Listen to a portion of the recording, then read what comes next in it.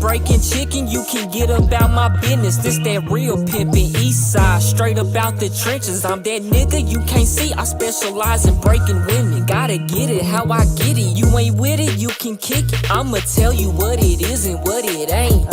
I ain't finna take you on no date, little babe. You got two options, work a job or hit the blade. What you wanna do? Either way, I'm the one that's receiving all the pay. Money management services is what I orchestrate. Watch me boss your life up once you choose up with the play. I ain't interested in sex, I strictly want the severed heads. House cats the only thing that's sleeping inside my bed. Ain't got the time for relations, baby, I'm a businessman. Trying to see how much I can make off selling tuna cans. So we gon' get along good if you into tricking men. Just don't go against the grain if you wanna see us win, right?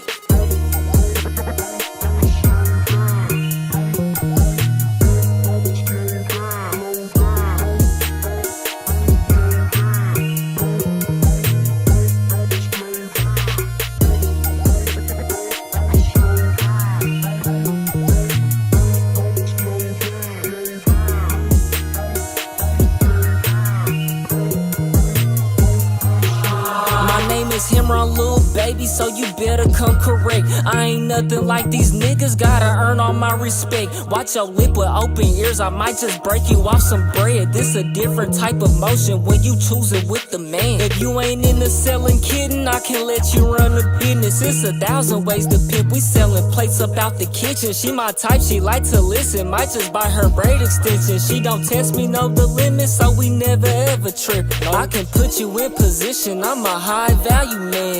Pimpin' ain't dead, it just moved to OnlyFans. Only way I'll trust a bitch if she give me all the bands. That's how I know we locked in, yeah, we forever gon' win. Who you texting on that phone, it better be about some paper. I got trust issues, baby, so don't put me in no danger. I'ma kill you and them niggas if you ever try to play me. I need that money fast, so is you gon' be my hoe, baby? Hey, don't slow down. I need that money fast, baby. I need that money fast, baby. Yeah. Oh man, been pushing pieces. I came out the P, nigga. Real TYP shit, nigga. Yeah. Hey man, say man, you already know the drill, man. Pop you like a pill, man. We on the road to 100K, okay? If you ain't hit that like button, subscribe button, and turned on all notifications, slap the dog shit about yourself. Because that's the first thing you should have did when you clicked on this live stream, man.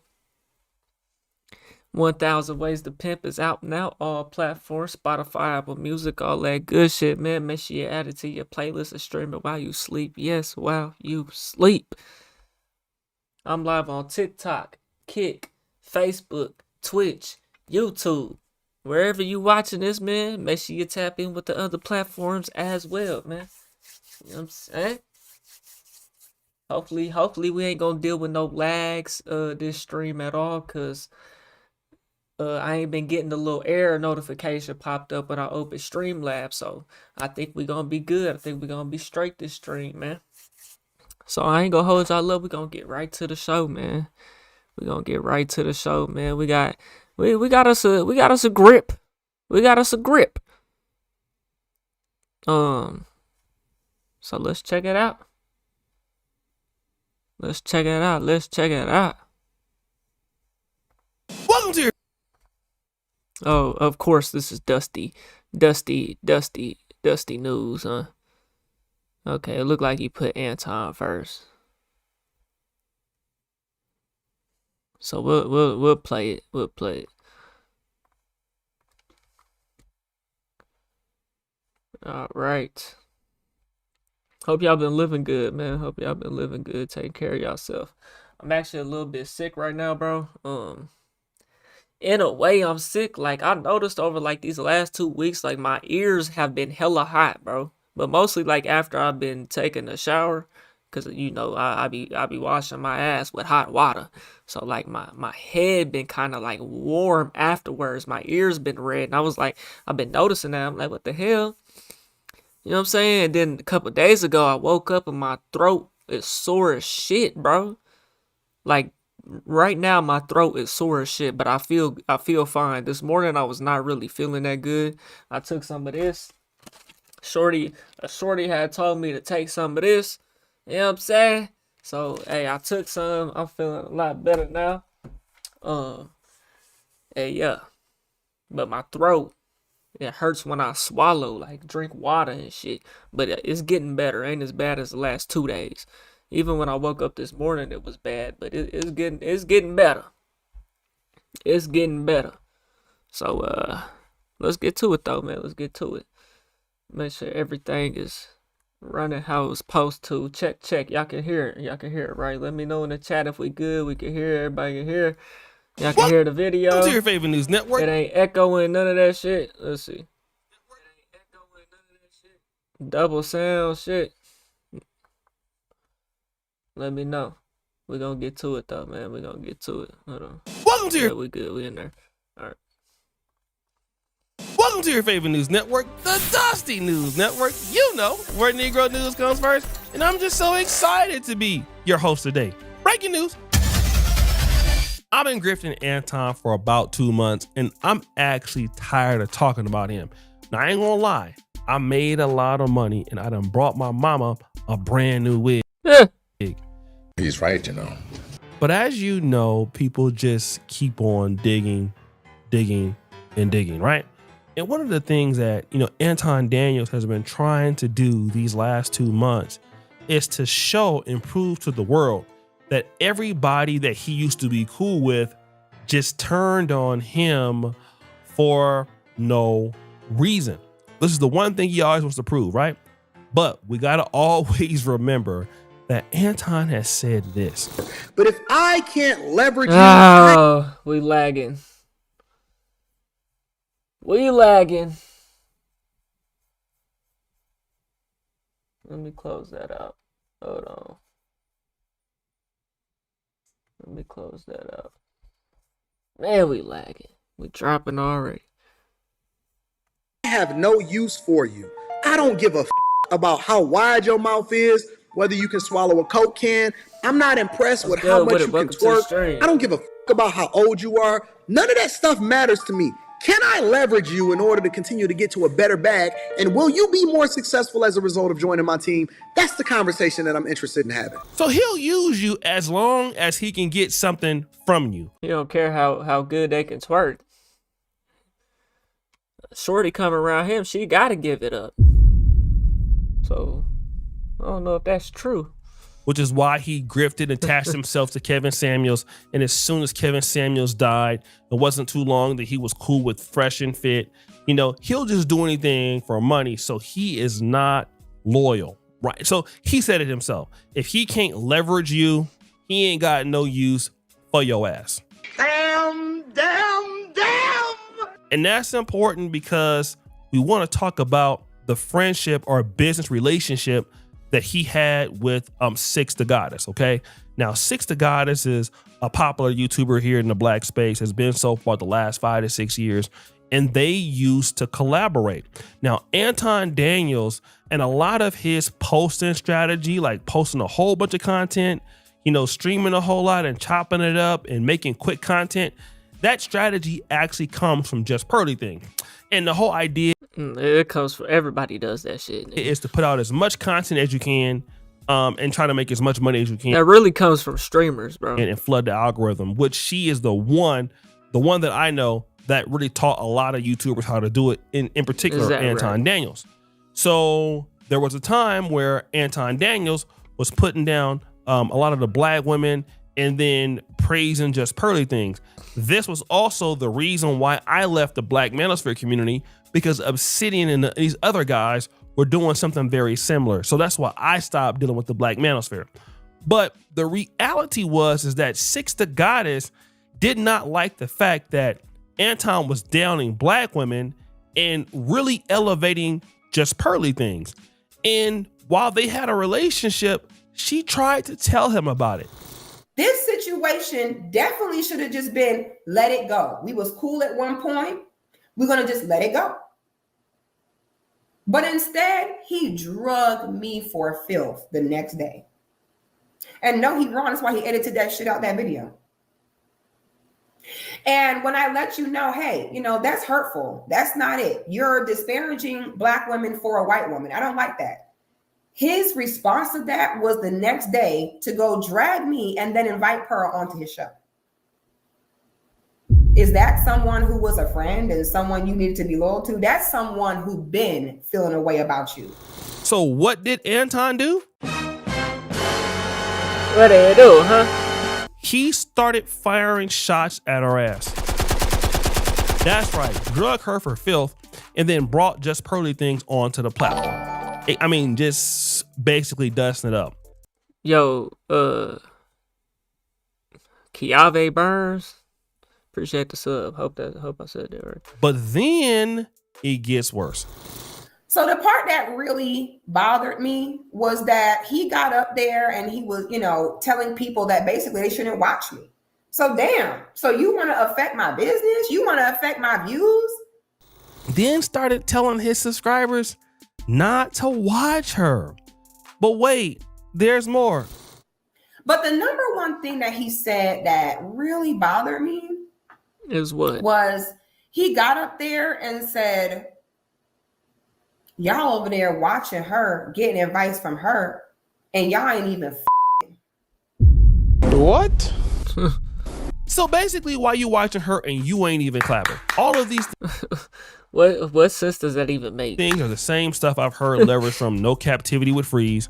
You know, a whole bunch of other people saying the same thing, right? Now, shout out to the House of Hypocrites.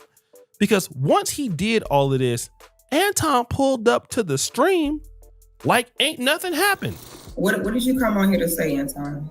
I came to say that this is some fake shit, Six, because you know you got my number in real life.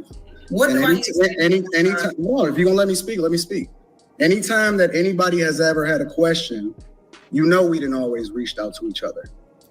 I even when fuckers that I was rocking with, that I was paying, that I was having conversations with, when they was coming against you, I never turned on you. I never. And no. Hold on. You know this. You know this because we had real conversations in person. You sat in my crib and we had these conversations. You know I defended you. You know I never mentioned your name one time. We didn't always disagree on almost everything that we stood on.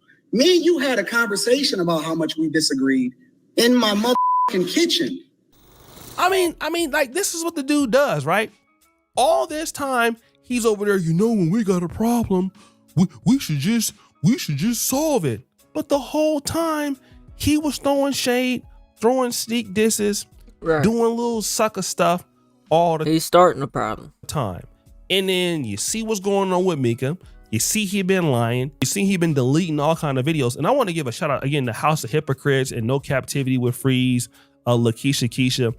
Y'all been doing excellent work. But the whole idea of all of this is too many content creators are really just on here trying to do whatever they can just to make money and just shitting on people, ruining relationships for no reason, just for the bag, and then try to come back and act like they didn't know nothing about this. And shout out to also the LTTV, brother LTTV over there. Then you're just blatantly lying, blatantly hypocritical. You're getting caught up lying almost every week, and like the whole black sector is just sitting back, like getting all this information.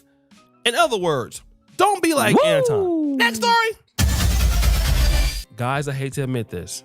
Typically, North Carolina, Georgia, Florida, and Tennessee are the four dustiest states out there. Is that right? But I'm not gonna lie, family. Why? Wow. Alabama is starting to get on my radar. What did I hear about Alabama recently? Oh yeah, they passed some type of law where if your kids smell like weed, they gonna arrest you. Cause your kids smell like weed. That's what I heard. What he about to say about Alabama though? This nigga said Tennessee, Georgia, but North Carolina, the dustiest states. That's tough. I don't know if that's true though. Y'all down bad out there. I mean, outside of Mobile and Birmingham, and I don't even know, y'all crime rate is crazy.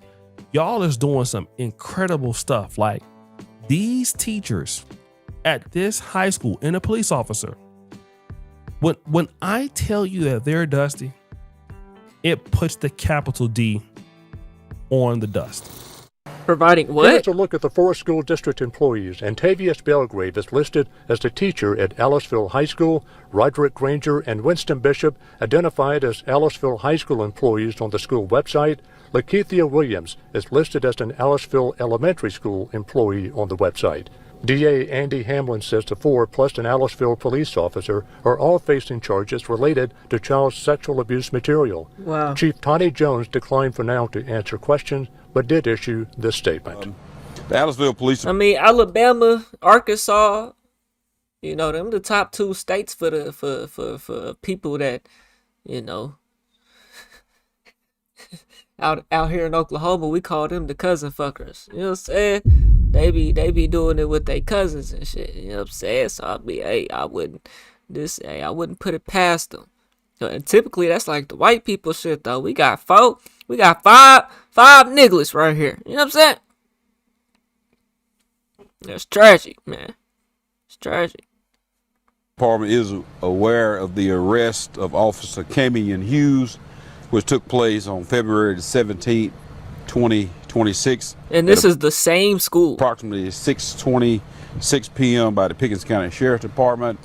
The alleged allegations against Officer Camion Hughes are serious, and the matter remains under an investigation. So basically, we can assume that the police officer was letting this shit slide. Officer Gary has been along with whatever he was doing, placed on an unpaid administrative leave pending an outcome of this investigation. This was the joint investigation carried out by the DA, Aliceville Police, the U.S. Department of Homeland Security, and the State Bureau of Investigation. How are y'all at the school? I mean, you already trying to do the SE actual stuff. Selling photos, selling video. No, y'all selling alcohol and drugs at the school. That's the what police. they doing? And you know what made it bad? All of y'all black. It couldn't be one white person up there. No, couldn't be no. All of y'all. Black, African American, Black American, FBA, all of y'all. Right, and wasn't no Nigerian there, wasn't no Caribbean there. It wasn't nobody was selling. Yeah, that don't even matter, bro. The white folks still gonna look at them like black, bro. All of y'all had Reeboks and Jabos. In the state of Alabama, what is? I want to Google this because I just assume Alabama's like a hella white population. Alabama. Yeah, they broke up. Yeah, they broke up. Black in a beach population. 25%. That's pretty hefty. Shit, that's more than Oklahoma, I'll tell you that. We like 13. That's pretty hefty. So Alabama, Aliceville. Aliceville, Alabama has a predominantly black population. Wow. With estimates ranging from roughly 80% to 85% of its approximately 2,200 residents. So this is a small town, bro. And the fact that 5 of them, how long was they getting away with this? Like I said, I imagine that the police officer, bro, was probably like letting that shit slide because he had parts to do with it. This is a small town, bro. It only take one person to say something for the whole town to know about shit. 2,000 people, bro. Where is this at on the map? Alabama, Aliceville. So apparently, if y'all can see that, If you watching this on TikTok, you might not be able to see it. Oh yeah, you can. So apparently they like southern Alabama, or what is this showing for real? Which one is it? Is it here or there? Regardless, we see why it's black folks though that's in this headline here. You know what I'm saying? Which you know, the usual suspects is what the white folks say about black people, but we use it with the white people when it comes to this type of shit here. Is usually white folks, bro.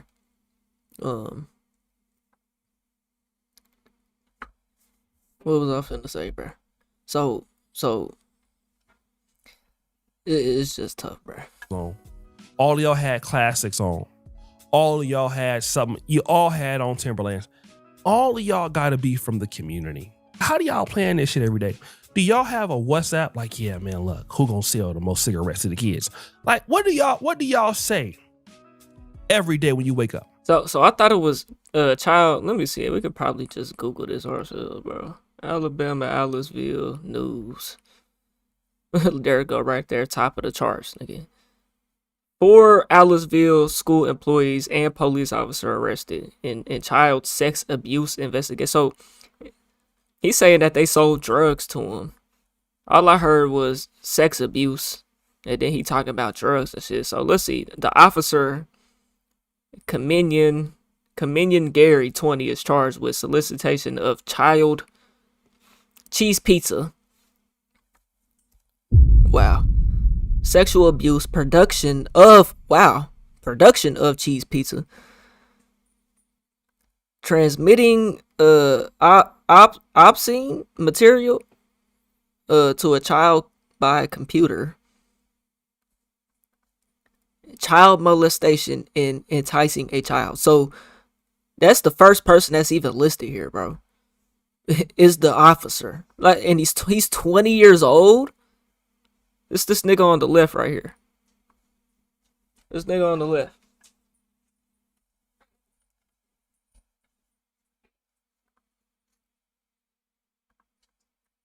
Wow. So he 20-year-old police officer working at the school. Lakeitha Wilkins faces indecent exposure. This is the woman here. Child sex abuse, production of cheese pizza, transmitting. So basically the same shit. So we got 3 counts of ethics violation. This is also, okay, I'm looking at the wrong. Okay, so indecent exposure, 3 counts of sexual misconduct, 3 counts of ethics violation, 3 counts of failure to report, 3 counts of disturbing a private image or distributing a private image. That's Lakeitha. Roderick Granger, 41, is charged with possession, I got the worst education. Dissemination and solicitation of cheese pizza, as well as failure to report, according to the Alice Police Department. Roderick. So that's the dude on the far, or second to last on the right. I ain't gonna lie, these 2 dudes right here in the middle, they look like they'd do some shit like this. Even Shorty right here, she just look miserable and all type of shit. She look like she'll do something like that.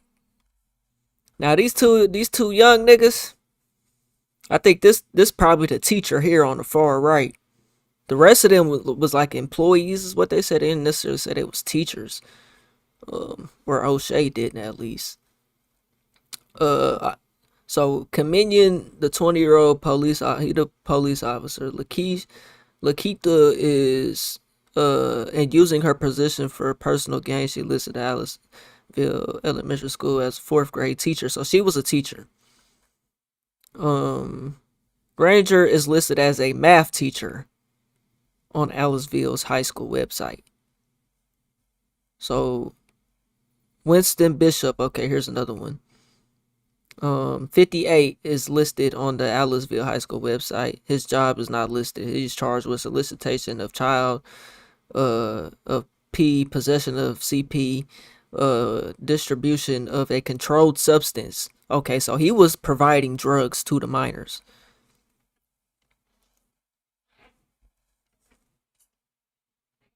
And then, okay, so that's 1, 2, 3, 4. Winston, Roderick, and what's this, the teacher? Antavius? Antavius, okay. Is listed as an employee. Okay, so that must have been his charges. So they must have both been charged, Antavius and Lakeitha. So Antavius is listed as an employee with the Pickens County Board of Education. Pickens County. Documents say he used his position at the school for personal gain, procuring and sending sexually explicit digital photographs to a student. Under his authority, he is in jail on a $1 million bond and is charged with these. So this is what he was charged with. Doesn't necessarily say what Lakeitha.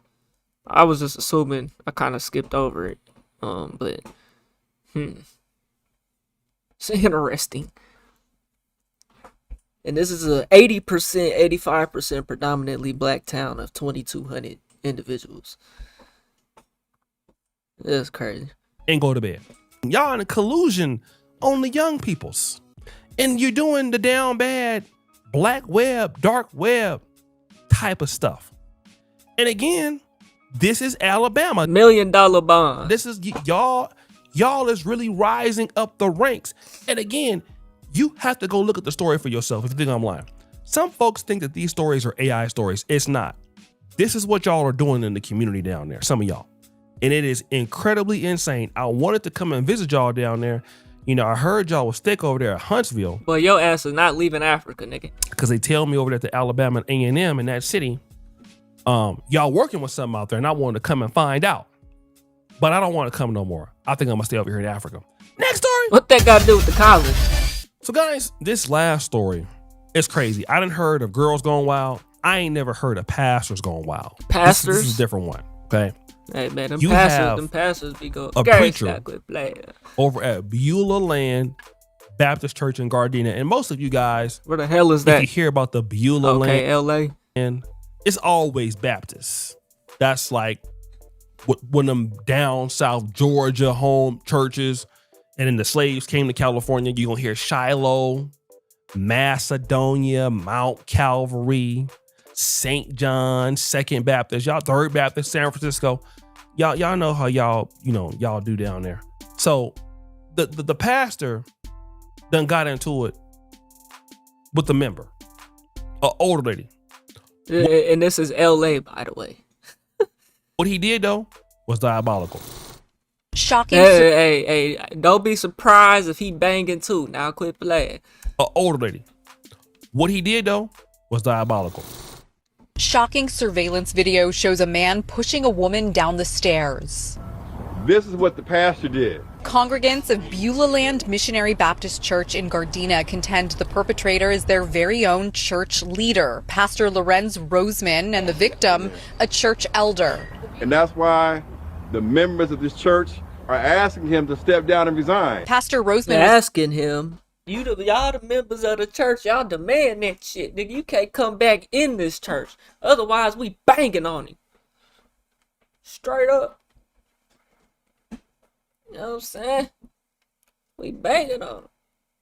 Arrested the same day on October 7th, 2025, and released 2 days later on a promise to appear. His alleged victim, Elise McTaw, appeared Sunday with a fractured wrist and toes. Not the same after being hurt by somebody. See, in this situation, y'all boot the pastor. He's not welcome back. Y'all actually trespassed that man from that location. Y'all the people of the church. But see, some of these pastors be having ownership in that shit. So it's like, man, you can't even do that. And then what y'all do is y'all up y'all tithes and gatherings percentages or whatever, however y'all do that. Your tithes and gatherings not only goes to the church, to pay the mortgage on the church if there's a mortgage, to pay the bills, but then y'all help that lady right there with her medical bills, man. That's what a real community would do, bro. You know what I'm saying? But we don't operate like that out here in America. I don't know if they be operating like that out there in the other places. Church is scam regardless most of the time. You know what I'm saying? But that's what you do, bro. Freaky gang banging pastor, straight up. Fuck this nigga out here doing, man. You know what I'm saying? You can't even trust pastors. Somebody that you trust and love. Pastor Roseman didn't want to speak on camera, but did say the discord started when he took action against members of church leadership, who he says were doing things that were illegal and unethical. Is that right? He says, quote, when these individuals could not oust me through our church policies and procedures, they began to attack my character and weaponize the legal system against me. He does not get to put his hands on anyone. These behaviors are not okay. He has to go. The pastor, we had to bleep it out, family, but you can go look at it. Push the mother of the church down the goddamn steps. Woo! She done broke her pinky, her toe. He didn't pushed her down the porch. Just pushed her. And said the reason why is because they've been doing illegal stuff against me. But it's caught on CCTV. Rev, you can't call the police if they doing something that's illegal. You gotta push right, good Christian man, the lady down there. And you know Gardena is in LA County, and it's not so many blacks in Gardena anymore. I believe that Bishop Noel Jones Church is out there, but Gardena, it's not a whole bunch of blacks out there. It's a whole bunch of Hispanics. So I'm pretty sure that y'all church is probably dominated by a lot of Hispanics, and you out there acting like that in the community. Now I know it's a lot of hellraisers in Baptist churches. Trust me, I know. My grandma was one of them. Woo! She raised more hell than a Satan would have GoFundMe, I'm trying to tell you. But look, pastor, we're going to get you about the church, because if you would have pushed my grandma down the them damn steps, we're blinking it up. It had been some problems. It had been some real issues. You would have had to see these hands or something. It's gonna be. I gotta hit you in the head with the where her gang banging grandsons at? You know what I'm saying? She ain't got no gang down grandson. You know what I'm saying? I'm sure she got one of them somewhere. You know what I'm saying? Need to slide through, spin that block one time or two. You know, catch them lacking at the next sermon. You know what I'm saying? Front plate, bro. I'm talking about not the basket, the gold one, the one that with the red material on the inside. It's like a boop. You upside the head. Next story. We got another one, huh? So guys, we had a really good show. A lot of problems. Okay? Who y'all think got the Dusty Award winner? It's gonna be Alabama for sure. Okay. First of all, there was your boy Anton acting a fool, lying again as he always does. Anton can't tell the truth to save his damn life. Then we had the Alabama crew. Y'all out there selling all the paraphernalia at the school system, and y'all doing down bad behavior. Then you got Rev, who pushed the mother down the steps. She done broke all her toes and fingers and everything like that. Who shall win the Dusty Award of the day? Alabama. Jeopardy music.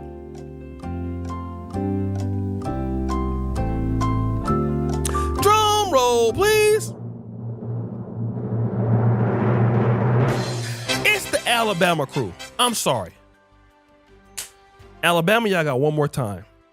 We got to put you in the top 5. Right now, we got top 4. Florida, Tennessee, Georgia, North Carolina. But Alabama. Florida probably is dusty. They crazy out there, boy.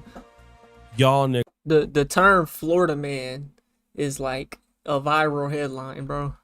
Bros is really wanting this work. Y'all really asking for it. And I really want to give it to y'all too, because y'all are dusty. It don't make no sense, Alabama. How y'all have a police officer, all of y'all working together to do the narcotics? For real? And the little illegal clap sessions y'all trying to sell out there? They ought to put you shut the whole school down, man. The jail. Throw that dust on them. It's over for you. They need to shut the whole school down, man. Man, y'all let me know what y'all think about this right here, man. We on the road to 100K, okay? If you want to hit that like button, subscribe button, and turn on all notifications, slap the dog shit about yourself, because that's the first thing you should have did when you clicked on this video. I'll get at you on the next one, and I'm gone. T.Y. Peter 9. Let me get that title, man. Don't go nowhere, chat. You already know the deal, man. You already know the deal. We got a long stream. We gonna do that. We probably gonna be on here for the rest of the night. So go ahead, get your drink, get your smoke. You know what I'm saying? Get your food, get your boo, whatever it is, man.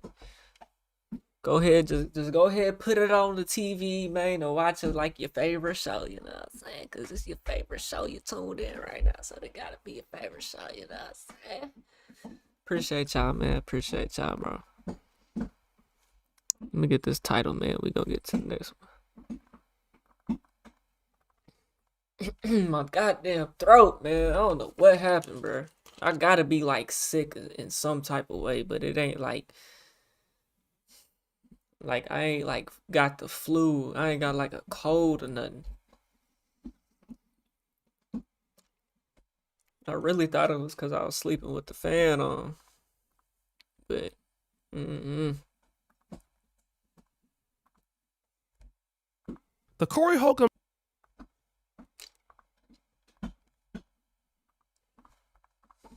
Holcomb incident with Anton Daniels happened in the mid-January.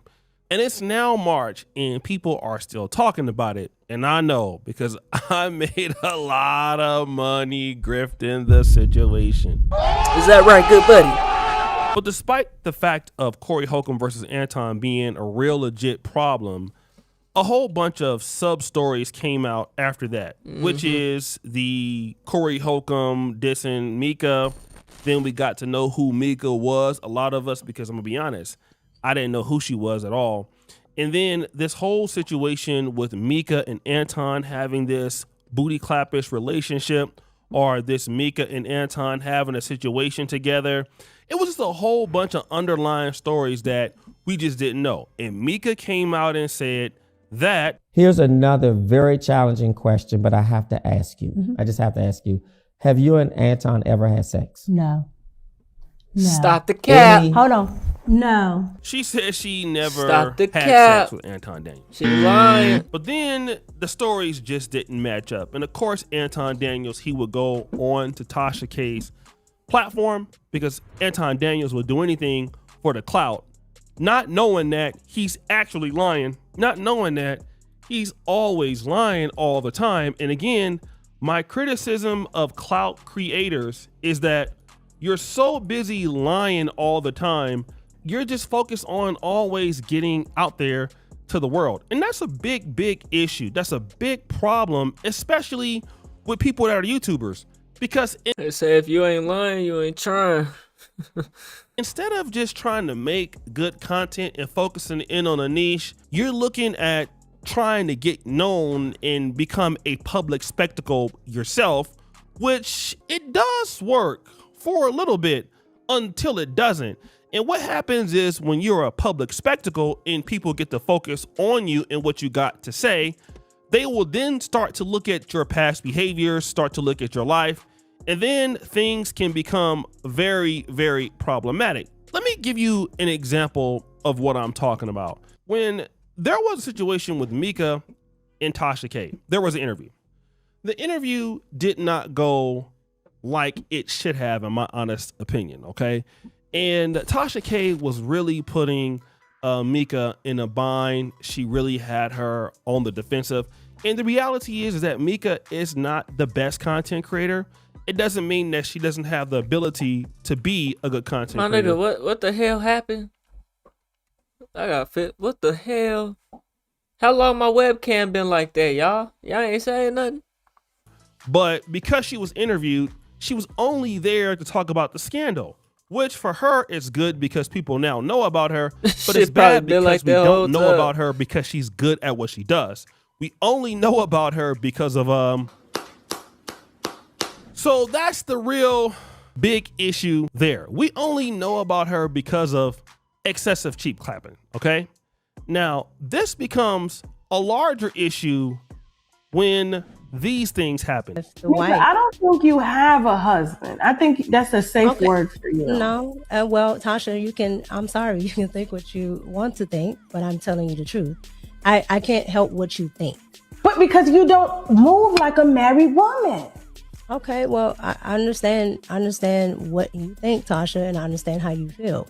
But again, I am. Okay, so here's Tasha saying, listen, you don't sound like you are X, Y, and Z, like you're really married and all this other stuff. And then what else is going on? And the way you skated around that question, no, it's like every time you bring up the husband, you don't feel comfortable talking about it. And then you pick, coincidentally, after the internet has dragged you, my platform, which is very big, to say that now you have this invisible husband that no one knows about. A lot of people know about my husband. I'm from a small town. Where you at, though? A lot of people. Where's she from? Let's find out. Let's see if we can find out. Where is pop culture? Oh boy. Where is pop culture with Mika from? I have to put. Oh, pop culture Mika husband. The first day you find. First day on that month. Based on an Instagram video, Mika, who is associated with Anton Daniels, has confirmed she is married and that her husband is aware of her work relationships. This is crazy that this is the AI overview. She stated in the video that she keeps her personal life off Instagram, which she uses strictly for business. Is that right? Marital status. Mika confirms she is currently married. Husband's awareness, privacy. Husband is not featured on Instagram. Content detail come from video just related. So, what was the original shit I heard? Where is she from? Mika. Oh boy. We might have to go back to she's from a small town, but this say Washington DC. Is that right? Washington DC is I've been out there, nigga. That's Washington DC is basically fucking all it's like it's in between, bro. It's basically hella different cities at the same time, bro. I'll put it like that. Of how big it is out there. Know about my husband, and if there's a husband, I can find out about it. I can't do it right now, but I can. That's absolutely fine. But I'm just again, telling you, if there's no husband, and you say that there's a husband, and maybe there's some issues with the husband, then I got to report because now you don't open up Pandora's box. Tasha, there's no issue with the husband. So this is even more important. I want to go and find out this information because I don't believe that you're telling the truth. And so what does Tasha K go and do? She finds these receipts. Oh, so she wouldn't do what she said she could do. Is that right? Let's find out. Let's find out. Now, I want to give a shout out to brother LTTV, who actually found this video from Tasha K. And Tasha K has went and she has checked what was going on. And Anton came to the platform. Mika came to the platform. And the stories are not matching. And of course, people always lie when things like this come about. And so now Tasha K feels like this. Now, normally I'm on top of my, but maybe because I scheduled way too many interviews during that week that I wasn't seeing the play at hand. I feel like Antoine set me up, Jan. I just feel like that. I got a lot of receipts now. Then, I think he caught me slipping.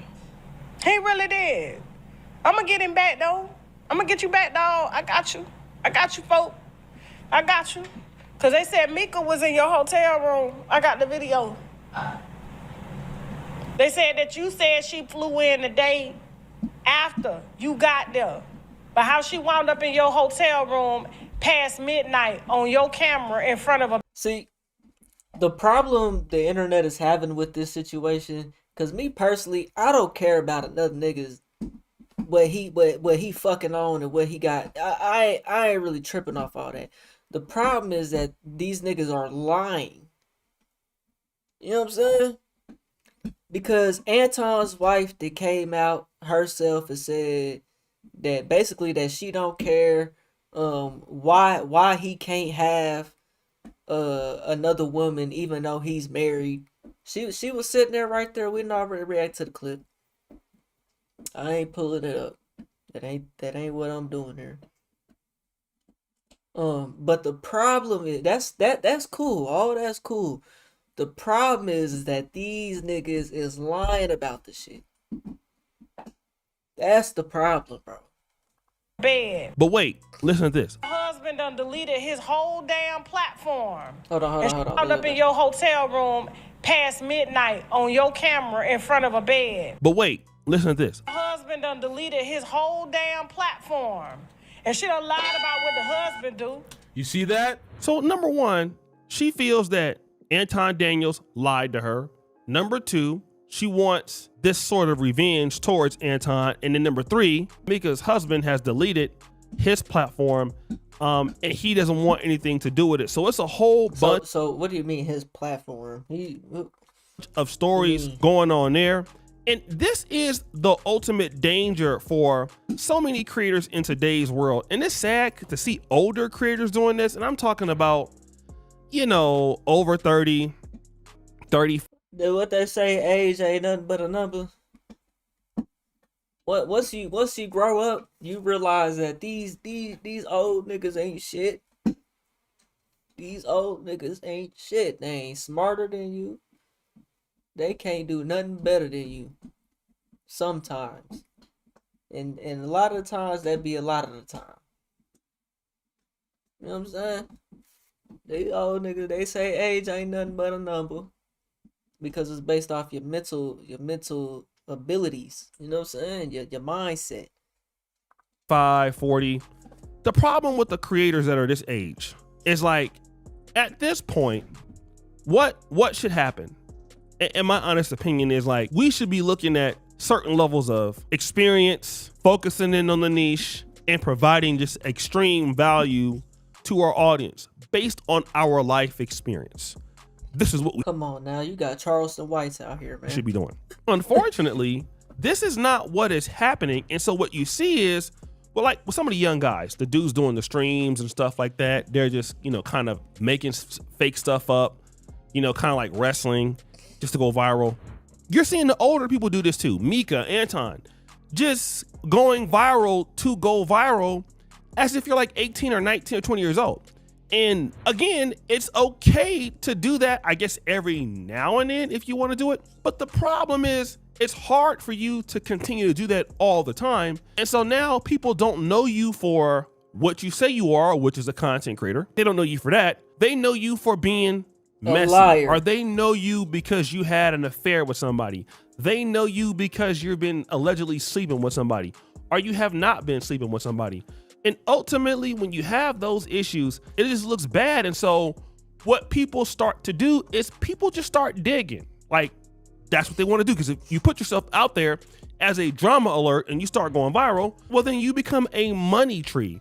And that's literally what Anton and Mika have become for a lot of us here in Black YouTube.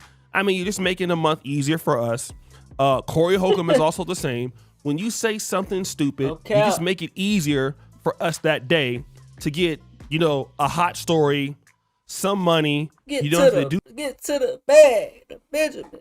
Do so much and go and search for clips and all that stuff. And guys know what I'm talking about. It's a pain in the ass putting these videos together. And you just make it very, very easy. It really is, though. I just started. It ain't that bad. I mean, the way O'Shea do his videos, he be editing. Boy, he be working, boy. You know what I'm saying? I'd put a couple clips together. I made about 3 videos putting clips together like this. You know what I'm saying? Trying to experiment. I can do this shit, but I choose not to because I'm choosing quantity over, I guess, quality. You know what I'm saying? But I'm choosing consistent. I'll say I'm choosing consistency over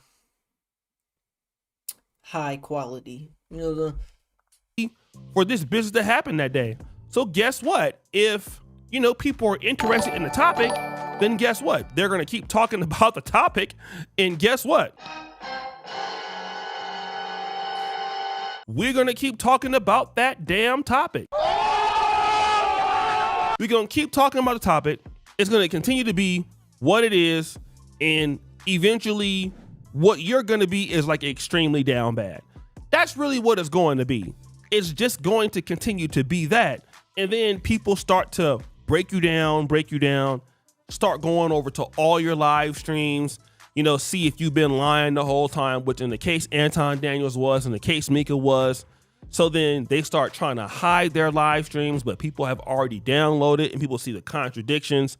So it's just a big hit to your brand.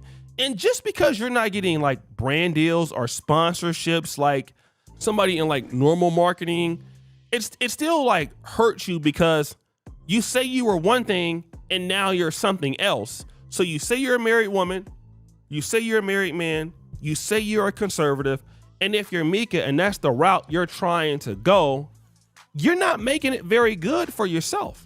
You're not, because what you look like now is a person that just nobody can trust and you're just grifting. So you just lose opportunities because you're trying to chase the bag. And I just wish that so many content creators would just stop trying to chase that. Like we already seen what's going on with Ashton Hall.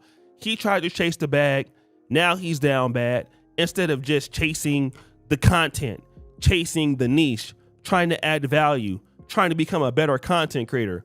Again, some people blow up faster than others, but instead of just trying to chase being relevant, you're not trying to be relevant. And it shows that you're not trying to be relevant. And then look at Mika. Mika's career is done.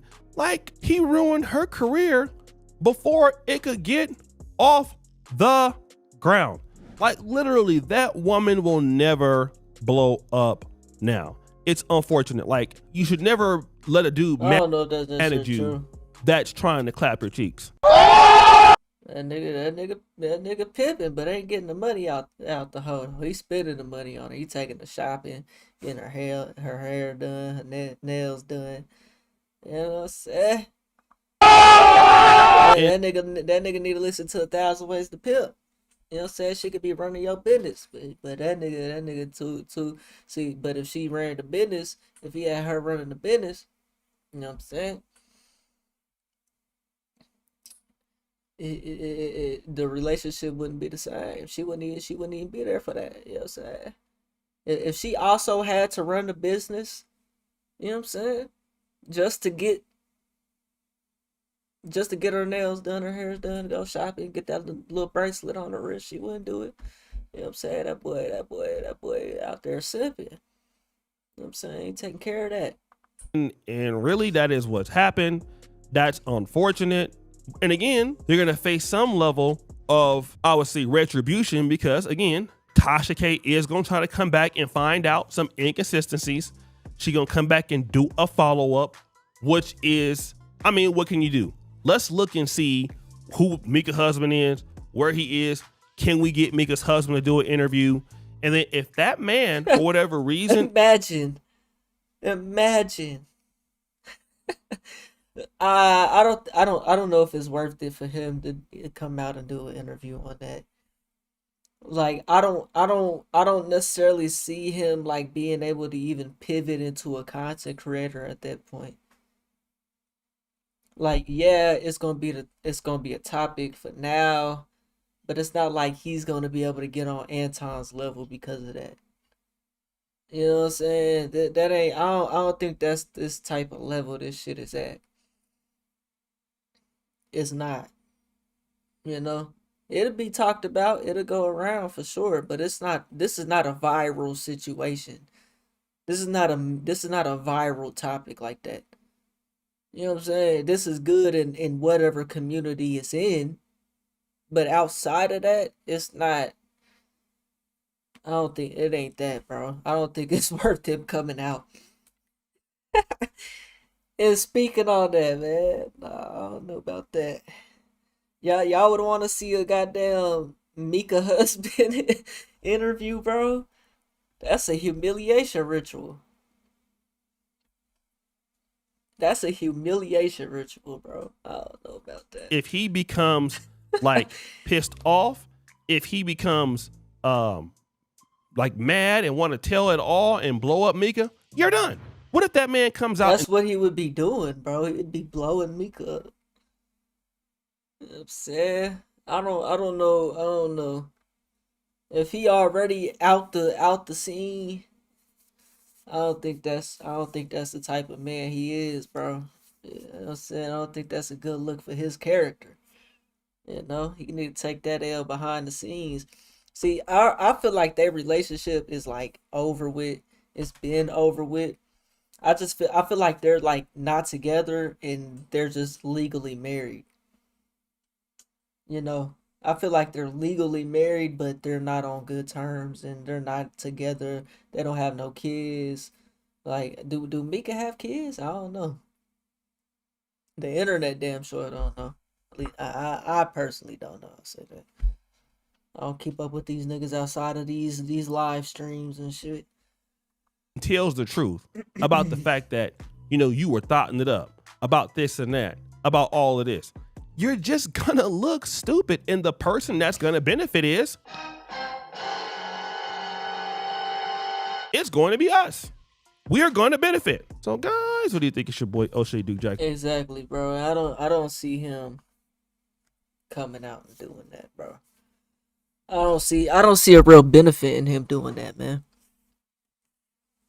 You know, I don't. So if you watching this, Mika's alleged boyfriend, I wouldn't. I don't know. If I was you, I wouldn't do it. If I was you, I wouldn't do it. I don't think you might can get you probably gonna get some followers. You might can start up a YouTube channel, do a couple live streams, post a couple videos. You can get monetized for sure. All you need is 1,000 subs, 4,000 watch hours. You know what I'm saying? That's 400,000 views watching 1 hour long video. So if you can do that, nigga, you monetize, you got ads running. But after that, bro, after this situation, you know what I'm saying? I mean, hell, you probably be pulling more views than I get, my nigga. So hey, another source of income. If that's how you want, that's how you want to look at it, bro. I don't know. I'd stay until you get exposed to something for who you is, bro. I wouldn't even do nothing, dog. You know what I'm saying? I wouldn't even do nothing, dog. No, not me. Y'all let me know what y'all think, though, man. We on the road to 100K. Okay, if you ain't hit that like button, subscribe button, and turned on all notifications, slap the dog shit about yourself, because that's the first thing you should have did when you clicked on this video. I get at you on the next one, and I'm gone. See about Peter 9. Alright, chat. We got us a Corey Holcomb video up next, man. So y'all stay tuned, man. Poetic Flacco actually came in clutch. I didn't even know he had posted this 4 hours ago. I'll refresh.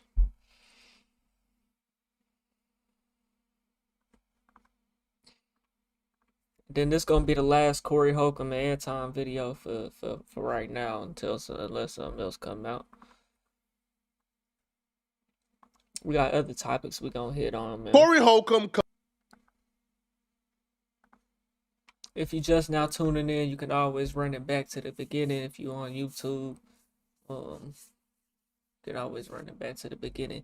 If you watching this on YouTube, man, make sure wherever you watching it at, make sure y'all go tap in with Twitch, bro. Go follow Twitch at TYPCam, man. Go tune in right now. Go abandon the YouTube, man. Forget about the YouTube and go straight to Twitch and tap in and go fuck with the Twitch. Just watch the stream on Twitch, bro. Forget about YouTube for now. You know what I'm saying? Y'all go straight to Twitch and follow the Twitch, man. We gotta grow the Twitch, man. You know what I'm saying? Gotta grow the Twitch, man.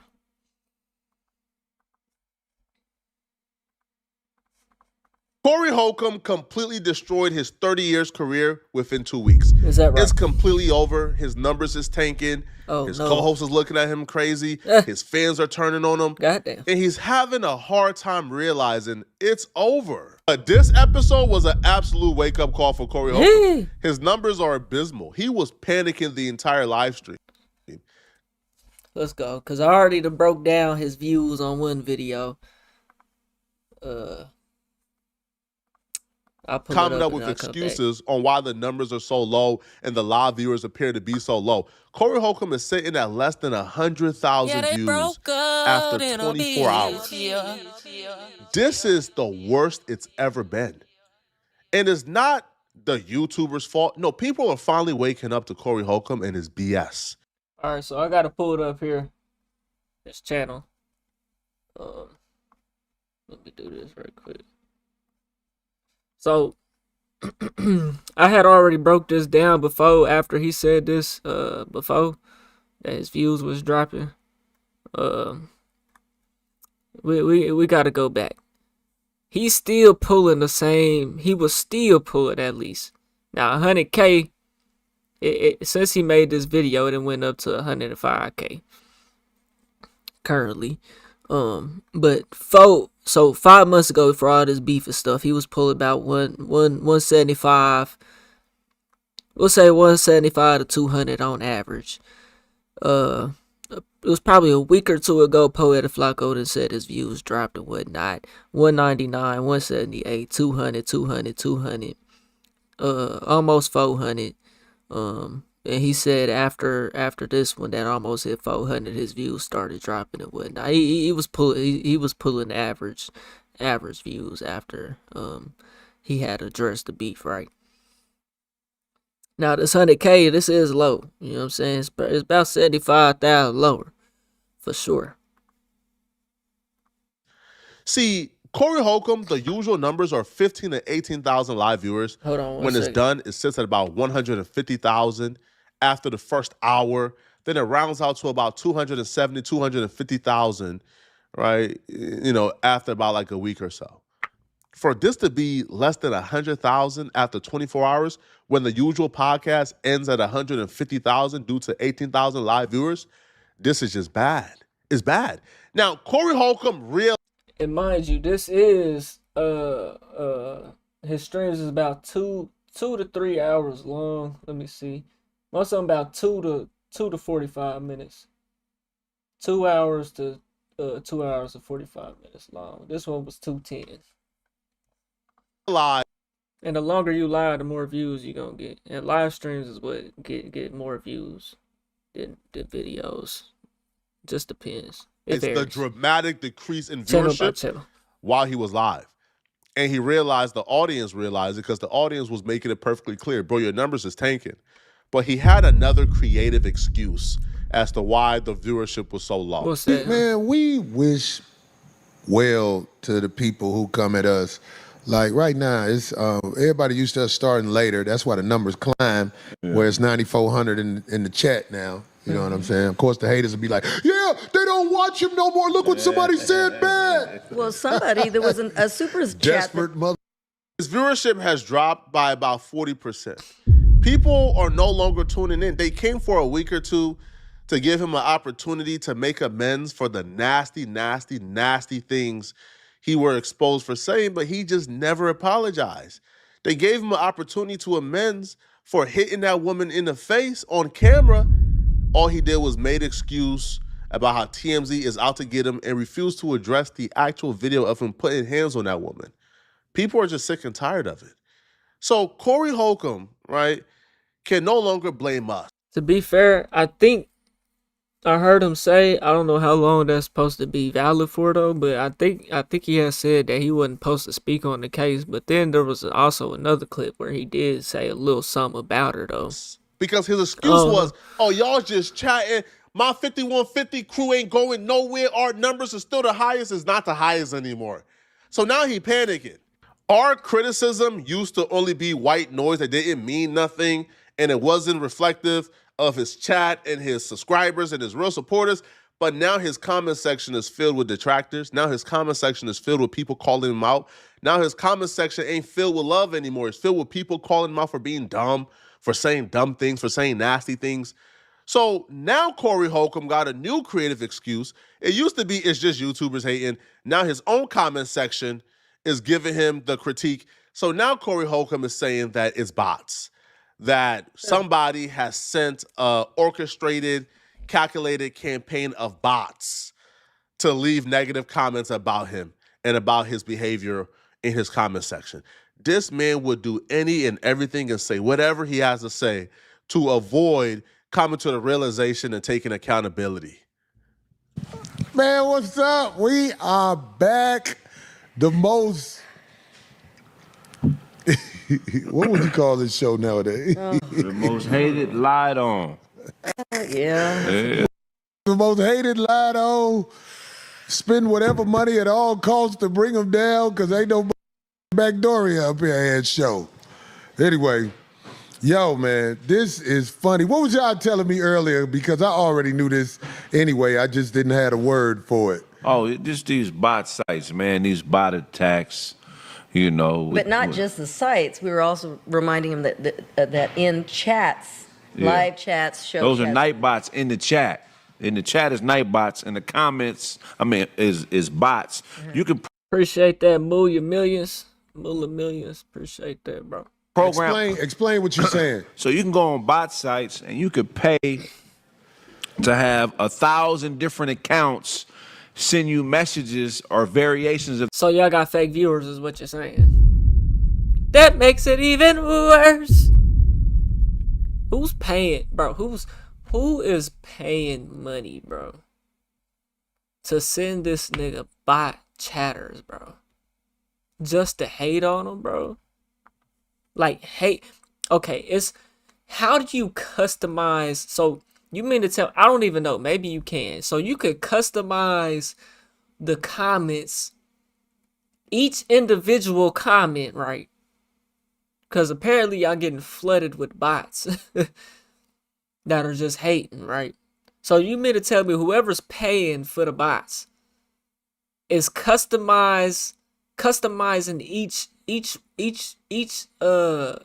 comment, right, in a different way to hate on this nigga? Like, stop the cap, bro. The same messages from a targeted demographic. You know, if say you pay for 1,000, 200 to come from black women between the ages of 15 and 25, then another 250 of the messages will come from black women between the ages of 50 and. Nah, I ain't gonna lie, bro. I tuned into Tariq Nasheed shit one time, bro. That nigga was live. Man, that nigga had 100,000 live viewers in that bitch on YouTube. 100,000. That shit ran up to 100,000, then it started dropping. I'm like, nigga, what? That didn't even make sense. I forgot what he was talking about. It just happened the other day. 100,000? I ain't know Tariq was like that. Nah, that shit had to be embodied, bro. Whether he did it or somebody else did it, I don't know. But nigga, I'm like, what the hell? He ain't go back up to 100K. That was crazy. I be thinking my shit low-key bodied sometimes too. Cause how the fuck all these people just be coming into my live stream, right? Oh, I be getting, man, my shit be running up to 100 viewers, 125 viewers sometimes in this motherfucker. But ain't no chat moving. Ain't no chat. I'm like, nigga, what the hell? But what it really be though, niggas be coming from that. My shit ain't bodied, nigga. My shit is not bodied. Niggas be coming from that algorithm, just don't be saying that. And some people just like to enjoy the show. That's one thing I had to understand. Some people just be tuned in, don't be saying nothing. You know what I'm saying? Even the day one supporters. You know what I'm saying? Niggas just be tuned in, don't be saying nothing. You know what I'm saying? So I had to understand, like, okay, it's niggas still tuned in. You just gotta put the show on. You know what I'm saying? And 60, and then another 500 to come from young black males between the ages. But for that nigga shit to run up to 100K was definitely sketchy, bro. Ages of 20 and 35, and then for Corey Holcomb, I don't think niggas is botting shit. come from black women between the ages of 50 and 60, and then another 500 will come from young black males between the ages of 20 and 35, and then you could program it, you can customize it to leave messages at different variations, different times, like But make sure 3:15. you explain, like, because some people don't even know what you talk about. Yes, bot sites where they have Bot sites where people talking shit. Yeah. It look like it's a person talking shit. It's a bot. Yeah. It's a bot. Right. It is a person, nigga. Right. So watching old people figure out the internet in real time. Nah, they got real bot sites though. Twitch is real strong with that shit. Hell, even on Kick, I be live on Kick. Make sure you follow the Kick if you fuck with Kick. I be looking at the chat and it be like botted accounts that be come through that bitch, and it be telling, like, it be saying go watch this other person's stream. Like it's a botted account and it's coming to my shit saying go watch another nigga's stream with this app. I'm like, what? Get out of my shit. It's okay. So bots is real, bro, but I don't think they botting Corey Holcomb shit. First off, man, that's not being done to Corey Holcomb. But they're using this to explain to their chat or the people who used to watch their show why when they come on their live stream, all they see now is negative comments. Nobody is. Those are real people. Those are real commenters expressing, their disagreement with you. The best thing to do, man, is take accountability and address the criticism. Right? Finding every creative excuse in the book for why exactly your audience is turned on you is not wise, Corey, at all. Not one bit. Now, I disavow all bot use. I think is dumb. Anybody who use a bot, just know it's illegal. YouTube frowned upon it. It's not going to end well for you. Shadow ban your channel. No matter what type of bot you use, it's not going to end well for you. Don't do it. But this is not the case regarding Corey Holcomb. It's different on Twitch, though, bro. They all bot. TMZ exposed you. YouTubers cover you. Now your audience is watching these YouTubers, and they're starting to find out things about you that they didn't know before. And now they're also turning on you because now they realize things, that they didn't know. That's just the natural progression of a villain arc on YouTube, bruh. Embrace it, accept it, or take accountability and move on. And it'll be, when they stick it on your page, it could have certain cue words. Anytime you say "ant" or anytime you say "that's funny" or anytime you say "backdooria," it'll leave a comment. You know what I'm saying? I don't know about that. It'll be variations. It'll be 50 variations of the same comment. You know what I'm saying? So I don't know about when you that. start seeing them types of I don't know about when a nigga may have a trigger word on the stream. I don't know if it's that advanced. I don't know about that. raids, these blitzkriegs of certain types of messages. That's all bots and night bots and people, And you can set stuff up where you can use on your sites, right? Right. You can set it up where you can avoid certain comments by hashtagging or making those particular words stand out. Like you could say, if any comment comes through that has this particular word in it, let's say, right? And then it won't even allow it. What she's saying is you can bleep out or you can block certain words in your comment section. So if people talk about calling me white boy, right, in my comment section, I can go on my YouTube settings and make that a keyword, right? And whatever word or people dropping the ER, right? Cause I had a couple keywords like ER, like people would come into the live stream and say like some shit, and then like instantly like mute that comment or whatever. You know what I'm saying? It won't even get sent for real. So that's true for sure. But as far as a nigga going live and me saying a trigger word, as in, and this is an example, say hello is the trigger word, and I say that, and then boom, there comes a comment. I don't think that shit's that advanced, bro. Fuck no. And go ahead. And the idea is just to oversaturate for a bot to leave a comment. It's not that advanced. Now certain time frames, yes, to make it seem like they do this on Twitch all the time, to make it seem like your chat is actually active. Yes, then you can set intervals on those botted chats. You know what I'm saying? To come in every 30 seconds, every 1 minute, every 5 minutes, and this amount of comments. This interval, send 5 comments with 30-second gaps in between. You know what I'm saying?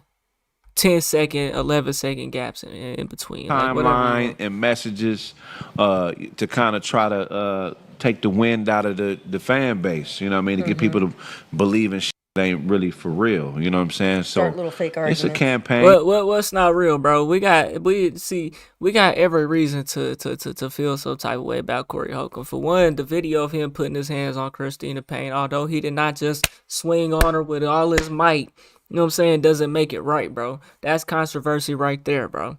And secondly, these PDF, that's not AI, bro. You know what I'm saying? So we got every reason to criticize this shit right here, bro. Like, the only person taking the wind out of the fan base is Corey Holcomb.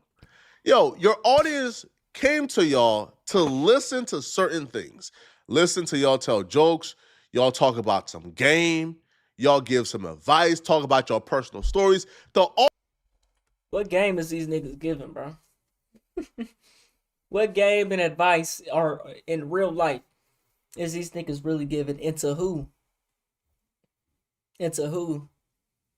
Most niggas my age don't even know who this nigga is. I ain't even know who this nigga is until I start reacting to shit. You know what I'm saying? And if you Corey Holcomb's age, bro, how are you going to apply his bullshit advice to your life? You know what I'm saying? You in the same category as Corey Holcomb. You a incel PDF. If you this nigga, if you that nigga age, my dad is slightly younger than Corey Holcomb. My dad like 54. My parents like 54. You know what I'm saying? I cannot imagine my dad tuning into this nigga. I highly doubt he does. He probably don't even know who the fuck this nigga is. But if he did, from back in the day, I highly doubt he tuning into this nigga these days. like who really, you gotta be an incel PDF woman beater, bro. You know? And what's crazy, my channel's so small, my audience so small, bro. Look, this might be a nigga here, I don't know though. Corey, all talk kid shit. Thanks for your exposure. Appreciate it. Whenever I be posting these videos, my algorithm is just gonna serve whatever whatever audience it goes to type shit.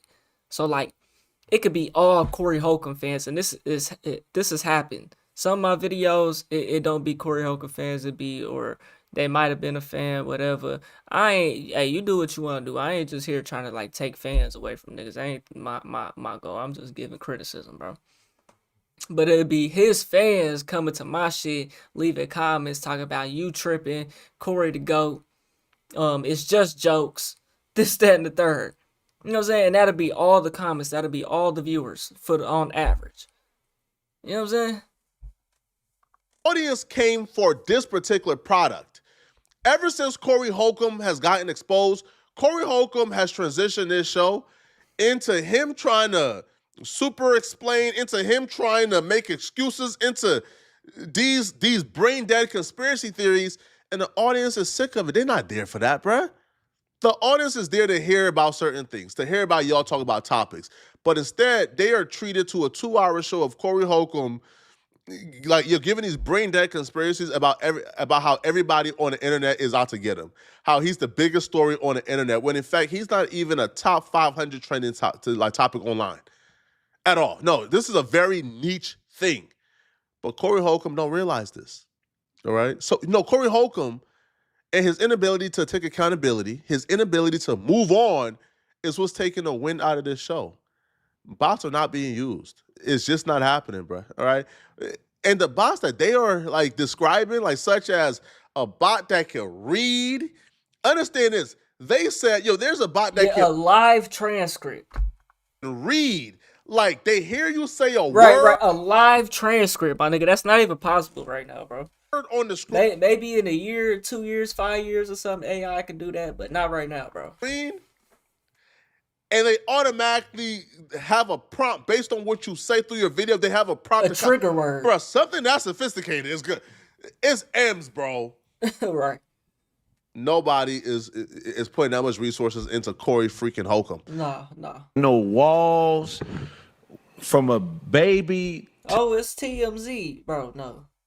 till an adult. We saw it all. We saw our parents. We saw our parents now you fight. know they gonna make a PDF file. I'm just saying. What do you say? What do you say? What do you say? Yeah, PDF Craig, ain't that nigga that? PDF Craig in the building. From a baby till an adult, we saw it all. We saw our parents. I definitely did not see my parents indulging in that type of it's an intercourse. I mean, how old are we? This two different age ranges though, so hey. Nah.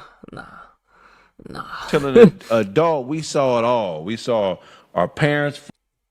We saw our parents now you fight. know they gonna make a PDF file. I'm just saying, with the like, bots about you. society has you in trouble, Craig? No, you said it. They asked you. The who don't know you. So the fact that most people don't understand that is Corey do be speaking game and real life stuff at times. Is that right? Crazy to me. Well, if you dealing with bots and Backdoria, there goes a Corey Holcomb fan. Like I told y'all, that's who in the stream, bro. That's who in the stream. It'd be the Anton fans and then the Corey fans, and then they just click on my shit because it got something to do with them. And then here they go, hating on me because I'm hating on them. Which I ain't even hating. It's just criticism. I don't give a fuck about these niggas shit. I log off this whole. I don't think shit about these motherfuckers. how do you think the world is going to function in a way where we can be productive? Bots and Backdoria. Just think about it. Right. You talking to a man, he might be a bot. You watching a video. Is that the video for real? Right. You look at what this world has been. It's not even real. Your eyes are seeing people talk that look human, but it ain't even a human being. It's a bot. It's been drama. 2026 has been a whole bunch of drama. I had, like I said, them people from ever since TMZ put what they put on air, these bots have been. Whoa, somebody else said 750. I don't know. Now, Craig came back, and I'm glad he came back because he's an asset to this show. But if Craig say, Cole, I'm gone, man. Thank you. I'm going to be like, go get it, bro. And even though the internet will be like, yeah, you got the Corey and Craig. Craig don't like Corey. He going to beat Corey ass. Hell no. Whatever the fuck they come up with what they. There's a percentage of truth to that, but bots and niggas probably wouldn't be around if it wasn't beneficial though. No, but the the Marathon Burger, man, I patronize, man. All the stuff that we do as brothers and sisters, I really have a history of patronizing. Even though these bots and everything are saying, he's a bad person, everybody. He's being silly. What did they say? I've never seen anybody say bots as much as Corey Holcomb during this podcast. It was absolutely ridiculous. It's like Corey Holcomb discovered a word. If you bought it, how your views dropping though? They used it as much as possible. It's insane. But I realized that Corey Holcomb had truly reached peak delusion when Corey Holcomb started to tell his co-hosts and sell them this dream that some type of deal may be coming. Corey Holcomb got exposed for putting hands on a woman, got canceled for making pedo jokes. His fan base is turned against him. His numbers is tanking, and he got 100 detractors dedicated to making videos about him every day. But Corey Holcomb somehow believed that this super big deal that's gonna give him and his co-host generational wealth could be near. Like, Darlene, you ain't got no regrets about this 5150 shit? Absolutely not. No, I mean, no, absolutely not. I think it's amazing. It's like stuff be falling and happening in my life that I cannot explain. Like, I'm like, what? Like, The only regret I have is I ain't found a way to turn this into something where everybody get a nice check every week. I mean, we do it on Tuesdays. You get what I'm saying? We don't try to turn it into more than that. Now, I've heard about some of the things that happen when big media. Now, there's some good game right here, bro. If he want to do that, and I'm helping Corey Holcomb here. That's how you know I ain't no hater, bro. Shit, test out Spotify. Shit, I just seen DJ Academics. Spotify got a video feature now. You can upload your music videos and you can upload your podcast videos. I seen DJ Academics upload his streams over there. I'm finna start doing the same shit. This stream right here, I'm actually do it. This stream right here gonna be posted to Spotify, man.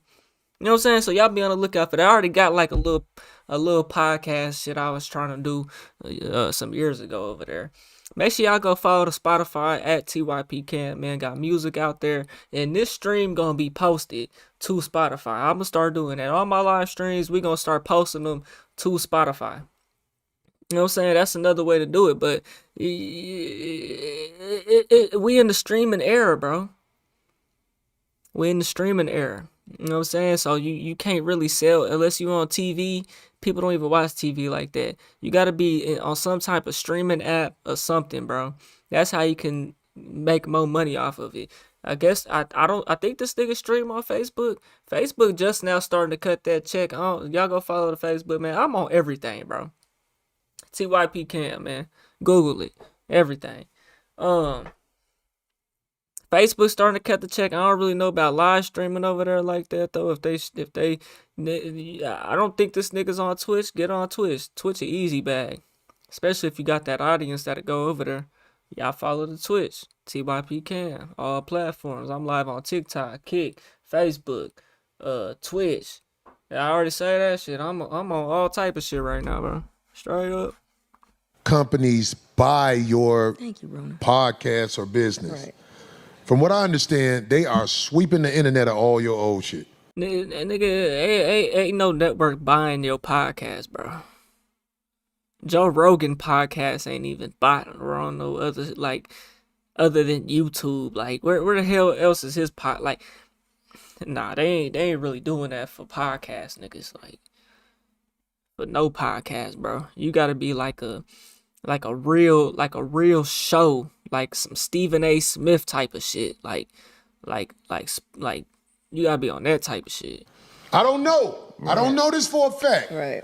But if I was to sell this, it would have to be enough money where all of the people that I fuck with, I could be like, look, we're gonna sell it, I'm gonna give you this. You know what I'm saying? Where everybody could be like, cool. You know what I'm saying? If not, you know, I know this ain't no come up. This ain't no come up, but that's the only thing I hate. I can't give my people no big money. Yeah. That's the only regret. But it's coming because no matter what, especially after what has been happening lately, you have to see the strength of what we do because we were attacked. Spotify gave Joe Rogan $1 million contract. His shit might be on there. Now Spotify been had the audio versions. They just let the let you upload the video. So I wasn't really thinking about that. You know what I'm saying? But yeah, I mean that's another way, you know. And still are being attacked. But Spotify don't really pay. Spotify don't really pay like that. Right. By a very powerful media company. A very powerful media company. And it's all about to come out. And I really asked myself, why did they come after us like this? Man. I asked myself, but I know that there's something that I have proof of, and maybe they're worried about the proof of that. So they have to make it seem like Corey's a bad person. But I think the big prize is coming, guys. So y'all hang in there. I ain't got no regrets with this 5150 shit. Darlene and Craig, you better not be expecting that big money to come. You better not be expecting Corey to get that big deal, man. Are you crazy? Are you crazy? He said they better that big not. deal, man. And that big money to come. You better not be expecting Corey to get that big deal, man. Are you crazy? Now there's some hater shit. Are you crazy? Now, I'm sure Corey Holcomb can go somewhere and get, I don't know, like a little BS deal. Well, like $100,000 for the entire IP, right? Split up like $25,000 a piece. And then, right, like probably that. But big podcast deal, we're talking about what Joe Rogan, Shannon Sharp, or heck, even let's say what Rory and Maul got. $10 million. That $10 million ain't coming, bro. It's not coming, bro. Nah. Not in the middle of you being exposed and canceled for the things you're being exposed and canceled for. Not in the middle of your numbers tanking. Not in the middle of co-hosts may not even be here next week. Stop. For you to get a $10 million deal, bro, they got to be able to make that back over a certain amount of time, whatever time frame is comfortable with whoever's giving you that money, bro. They got to be able to look at your analytics, look at your audience, okay, and this is sustainable for this long. The same thing with artists, music artists. It's the same thing. Whenever they take these deals, a lot of the time they gotta either pay it back or the label is gonna have to be able to make that money back over whatever time frame, you know what I'm saying, they think they can make it back in. And chances is it's gonna be short term on average more than it's gonna be long term, unless you're just like a solidified person, Which Corey, he pretty solidified, but it's levels, Do not, Craig and Darlene, stay on this podcast because you are under the assumption you're about to get a couple $1 million. It's not happening, bro. That big deal is not coming. And Corey Holcomb is delusional for thinking it's coming. You got to make some serious changes for that big deal to come, bro. Let me know in the comment section, what do you guys think, man? And if you're still watching this video and, you want to watch another good video, then click on this video. Hey, man. Y'all let me know what y'all think about this right here, man. We on the road to 100K, okay? If you ain't hit that like button, subscribe button, and turned on all notifications, slap the dog shit about yourself, because that's the first thing you should have did when you clicked on this live stream, man. I'm going to get at you on the next one, and I'm gone. T.Y.P. the name. All right, chat. That is going to wrap up the Corey Holcomb and Anton Daniels for this stream. We're going to jump into some other topics, man. So y'all stay tuned, man. Let's get to it, man. Oh, brother. Let me get this title right. And then we're going to jump into Boston Richey is done and his career is over for having apparently CP, cheese pizza, on his phone, or he's got caught with it in some type of way. So let's get into that right now. Boston Richey,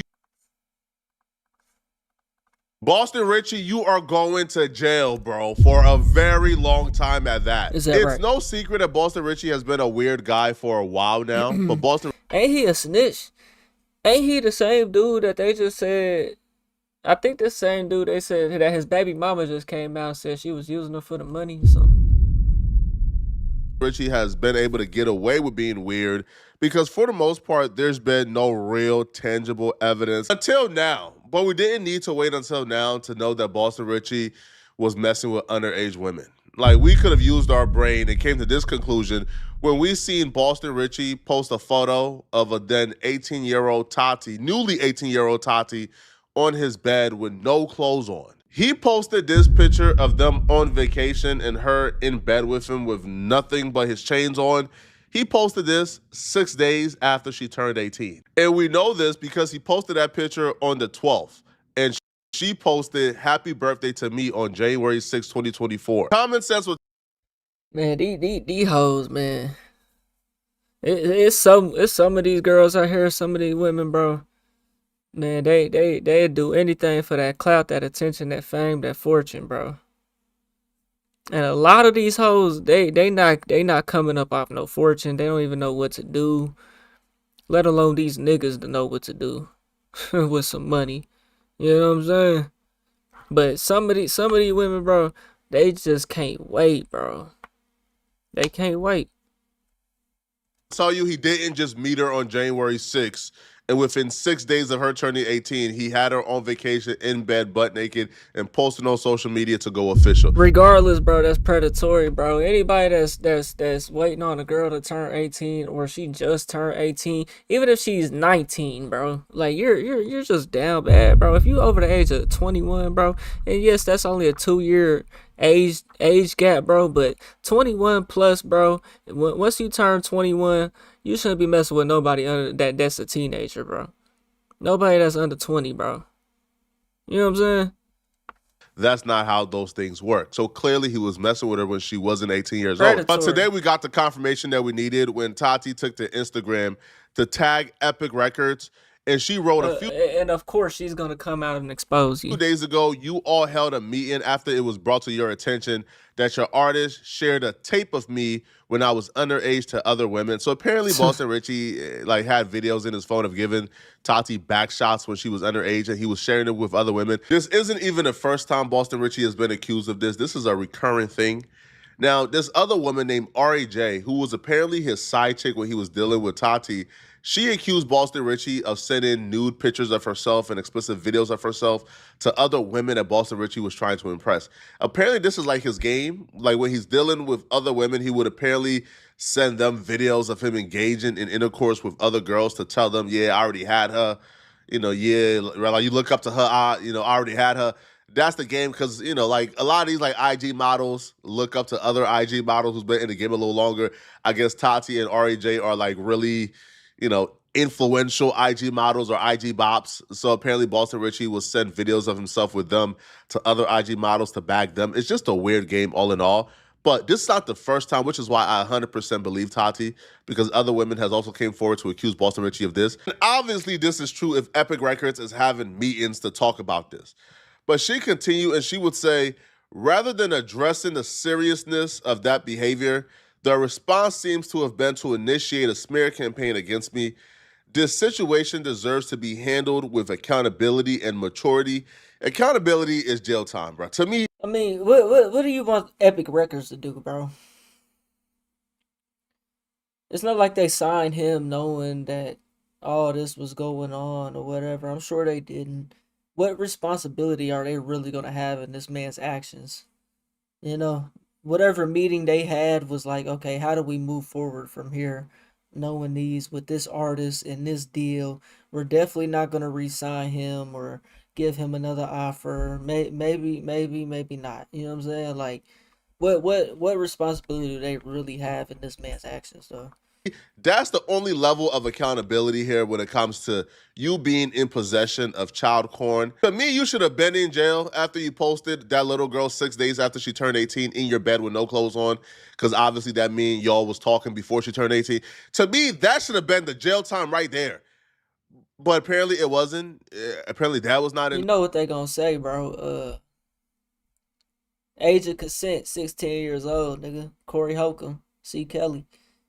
We gonna call this nigga B. Kelly, man. Boston Snitchy Kelly. Boston Snitchy Kelly.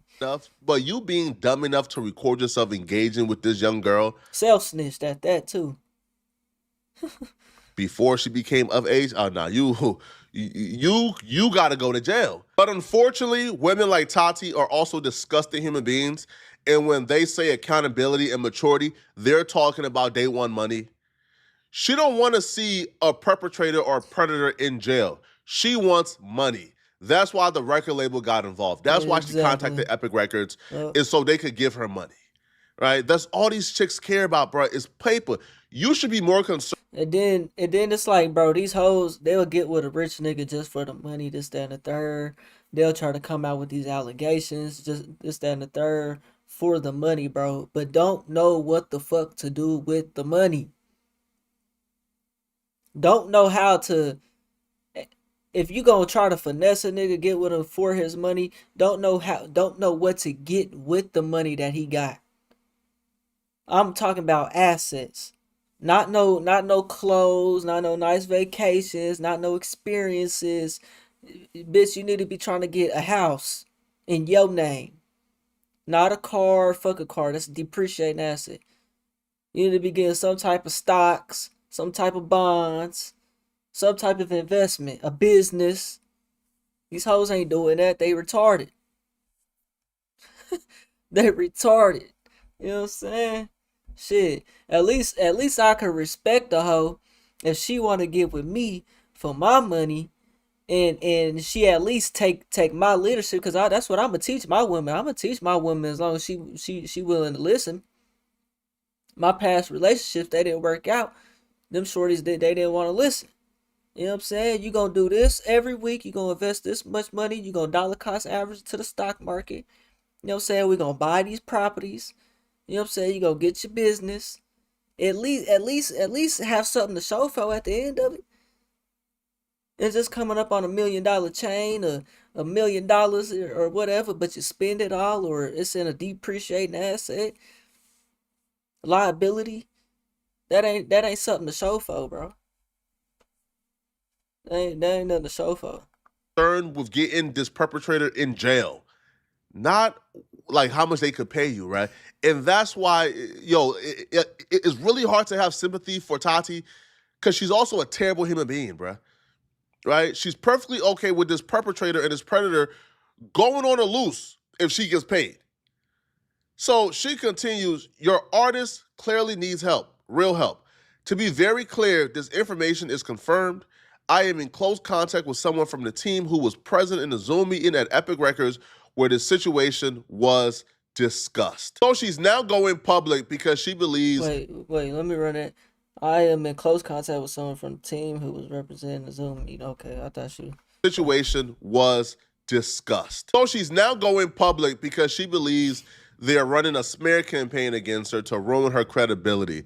Now, her proof of this is multiple blog posts reposted this particular clip that went viral of her saying that she's using Boston Richey for materialistic things, that the only reason she stayed with him for so long is for materialistic things. This is her?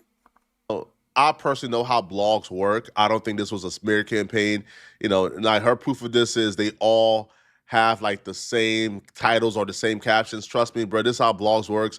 Blogs steal from each other. If a blog see that one post did 1 million views with this story, they're also going to cover the story and they're also going to repost it. So her seeing everybody and their mama posting this clip of her confirming that she stayed with Boston Richey for so long because, she used them for materialistic things and she wanted all the nice things that came with it. All your credibility goes out the window for real. We gonna look at Boston Richey the way he need to be looked at. So this is the cheese pizza he got caught with, was with her, right? When she was underage, and she talked about the video he had passed around, showed it around. This is just like the Jordan Pauline situation. That hurts your credibility. Although what he did was wrong, but is that the example I'm thinking of? I'm probably thinking of another example as well. But even Jordan Pauline, bro, that hurts your credibility. You know what I'm saying? Who am I thinking of? I'm thinking of somebody. I don't think it's that situation I'm thinking of. But whenever you now there's this clip going viral of you, I was just using them for my money, this and the third. You knew he had a video of me when I was underage, and like it's just not a good look, bro. It's not a good look.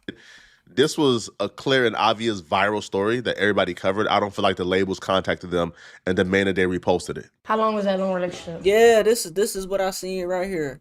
So this is her. Like 2.5 years. No, Tati, I don't know how you did that hard time, baby. I can't pass 2.5. I don't know how you did that. Man, these hoes, man. It's a different type. These ain't your average day hoes, bro. These is different level hoes, bro.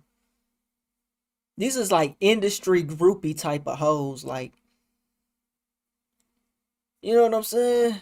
This ain't your average day hoe. Your average day hoe, they ain't out here like really. Some of them is seeking money. They wish they could do that, but they ain't really doing that though. And then you got these types that actually do it though. These ain't your average day hoes, man. So how old is she now? She said 2.5 years they was together. How long was that long relationship? Like 2.5 years. No, Tati, I don't know how you did that hard time, baby. I can't pass 2.5. I don't Like, know. 2.5, I don't even I think I made it past 2.5. But like I said, I was just there. Man, and then these same hoes wonder why they single mothers at 35 years old, bro. Can't keep a man. You know what I'm saying? Because they and it's very true, bro. Women can replace a man faster than a man can replace a woman, bro. That shit is real, bro. Because they're fucking women. Everybody wants a woman, especially a good looking woman. And they know that shit. They know that shit. So it's like they can get with a man left or right and they can be the problem. They could be the ones using and abusing them, bro. And leave him. Although the man is getting driven crazy. Because he know he being used and abused and he's still trying to figure this shit out because she making it seem like it's his problem. It's his fault. You know what I'm saying? But and he's still sticking around dealing with bullshit.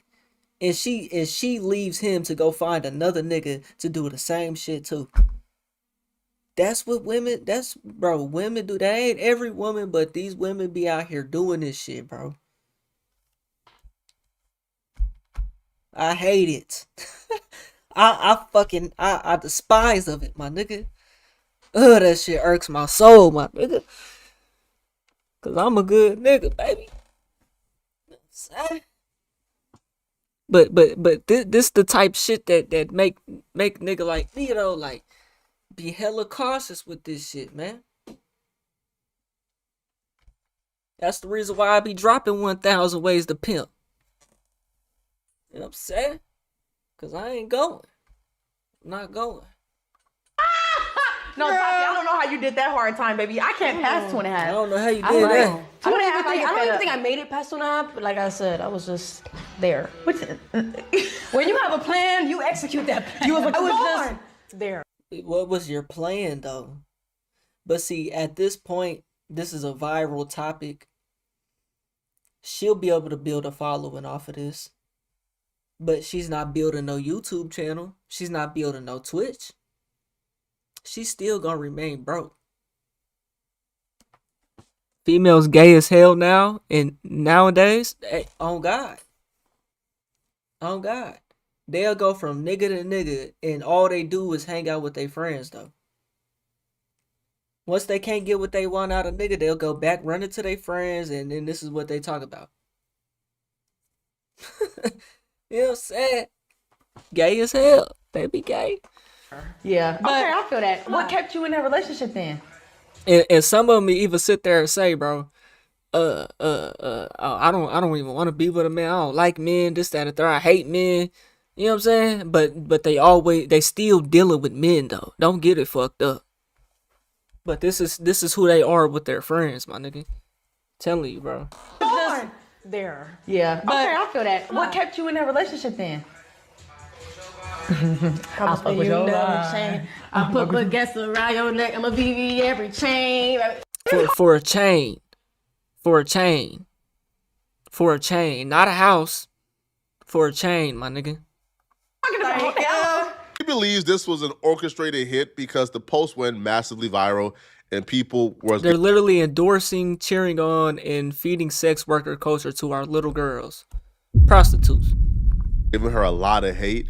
Because nobody like a gold digger, nobody like a user, nobody like super hypergamous women, nobody like... Yeah, and all she did was set herself up to be a single mother and get passed around. That's all she did. When you hoes come out and y'all talk like this, bro, niggas might still entertain you. Niggas might hit with a condom on. You know what I'm saying? You gonna be trying to poke a hole in that bitch to get some child support. Oh, at least I got some child support from a rich nigga. Shit, I don't need no man. Shit. This culture that we're currently in, which is sex work culture, but people is giving her more smoke than they gave Boston Richey. Like, I'd much rather a gold digger be in society than a predator. Good, bro. It hurts her credibility. You can't cry, oh, he had videos of me when I was underage, and bitch, you knew you was of age to know what the fuck you was getting yourself into. Okay, yeah, you're 17, 16 years old. You know what the fuck you was doing though. Come on now. These hoes don't be, man, these little girls don't be stupid, bro. Especially not in today's age, bro. They know what the fuck they doing. Come on now. And then they want to go cry, oh, he had a video of me when I was underage. That don't make Boston Richey give him any credibility. You know what I'm saying? But goddamn it don't make you look good neither. You know you're not supposed to be out here fucking with no grown men. That's just me though. But people was writing comments like, they're literally endorsing, cheering on, and feeding sex work culture to our little girls, bro. Somebody says, and then it be the little niggas her age. You know what I'm saying? They can't get no attention. How many times you hear this? The young niggas don't never get no attention from the girls their age because they out here fucking with the older niggas. You know what I'm saying? And then the older niggas, she get to a point, she get to an age where now she want to fuck with niggas her age, but have to go younger. You know what I'm saying? You know what I'm saying? Because, oh, now them niggas don't want her no more. You know what I'm saying? Or they can only do so much with her. Austin Kelly swear this little young bitch had love for him because he was simping and tricking. She was running game. Boston Richey effing the game up with the tricking. Exactly why I don't give. LOL. Shaking my head. They never deserve it. Right? I swear to God, the last bitch I went out with, bro, we had already talked on the phone. I already knew this wasn't going nowhere. She hit me first though. Predatory. These females be predatory. You know what I'm saying? We first time we talked on the phone, she talking about her life goal. I asked her what her life goals were, my nigga. Check this. The bitch told me she trying to find a man that don't want her to work. You know what I'm saying? Oh, I just want to find a man. If I don't find a man by this age, then I'ma go into the military. You know what I'm saying? Like, huh? If you don't find a man to just take care of everything, but you want this amount of kids, that amount of kids, but and then your mama got 3 baby daddies, still single, and you in the club every night. I'm not no fool. You know what I'm saying? That shit ain't work out. That shit ain't go nowhere. Cause she knew I wasn't going. You know what I'm saying? Oh, why my last shorty ain't work out? Oh, she was trying to get my money a little bit too much. Shit, I told you gotta contribute if you want to keep going out on these dates and this, that, and the third. Shit, you need to cough up some chicken too. That shows. Not only does that show interest, it shows respect. Not only does it show interest, it shows respect too. You know what I'm saying? It shows interest when a woman is out here giving financially. You know what I'm saying? And contributing. Then I had this other shorty. Anyways, bro. If he was ever a positive person. Anyway, bro, these hoes are scandalous. They be in relationships, trying to talk to you. Bro, these hoes will hit you first. Now I know. I've been wanting the hoes to hit me first, and a lot of time they do come hit me first, but they already got another nigga. It be hoes, they hit me first, bro. But come to find out, they already got another nigga they either mad at, they ain't on good terms with right now for the time being. They'll try to leave you to go back to that nigga, or whole time they in a relationship cheating on that nigga with you. They scandalous, bro. In my head, they never deserve it, right? If he was ever and that ain't every woman. You know what I'm saying? But goddamn, these women, man, it's more bad ones than it is good ones. That's for sure. Positive person in your life is not G to ever speak ill on him. Making a bit lit for her to speak on you like this, tragic. Young hoes won't ever really want you niggas. That's a fact. All right. He got what he deserved. He a snitch, tricking the lame. This would happen when you start a relationship based on the foundation of money, because when you go through a tough time, she gone. So she's getting a lot of backlash for this, and apparently this is what sparked her to come forward. Now, Boston Richey, like, to be fair, it took this little girl through hell. Boston Richey was arrested sometime last year for literally strangling this little girl. Damn. So the complaint stated, if you read it, right, the complaint stated that when she got out of the vehicle, the defendant, Boston Richey, had exited his vehicle and... So how close was this to the 2.5 years they was together? How close to the end was this? Pushed her into the second row of the vehicle. He arrived at the location and began to choke her with both hands around her neck. The complaint stated that the defendant had choked her for approximately 6 to 10 seconds, choking her approximately 20 times in 2 hours. The complaint stated that the defendant on 2 occasions during this assault had pushed her down to the floor of the vehicle and used his knee and his body weight on her neck to stop her breathing for approximately 6 to 10 seconds.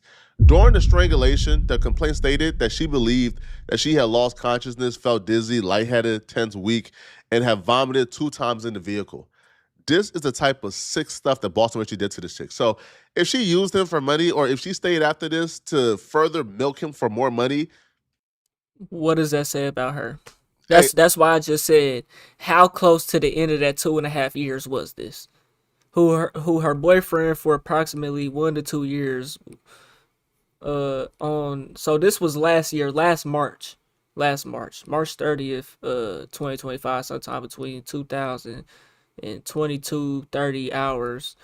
The complaint, Tatiana Chanel Charles, hereby referred by the complaint, stated that she and the defendant, Jayla Foster, who was her boyfriend 1 to 2 years.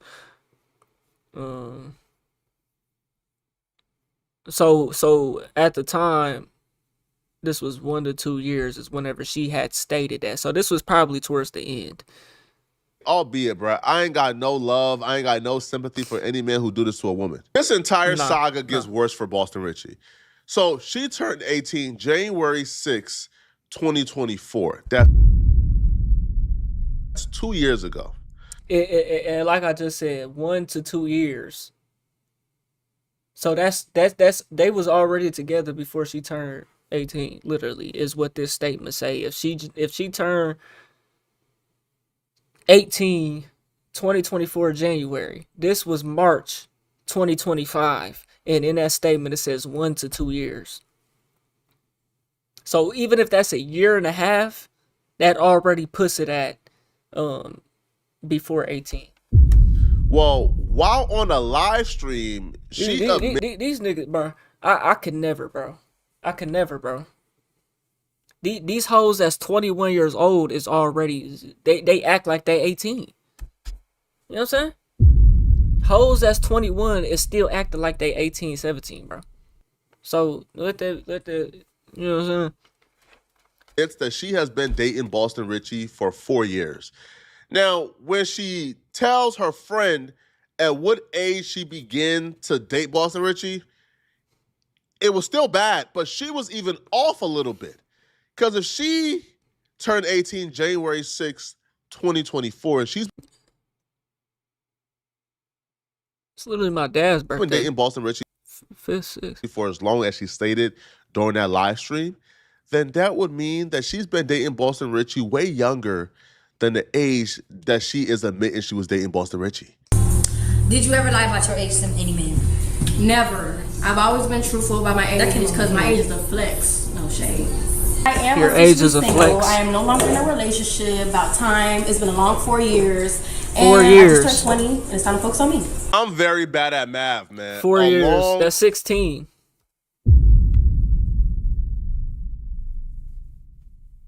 So was that in a relationship with just him, or that was a relationship? She said she hasn't been in a relationship in 4 years, or it was 4 years ago. Whatever the fuck. 4 years of dating Boston Richey and you just turned 20. What are we saying here? What do that mean? What does that mean, bruh? It's been a long 4 years and I just turned 20. What does that mean? When did Boston Richey start dating her? Now, she would... He is indeed not done and his career is indeed not over.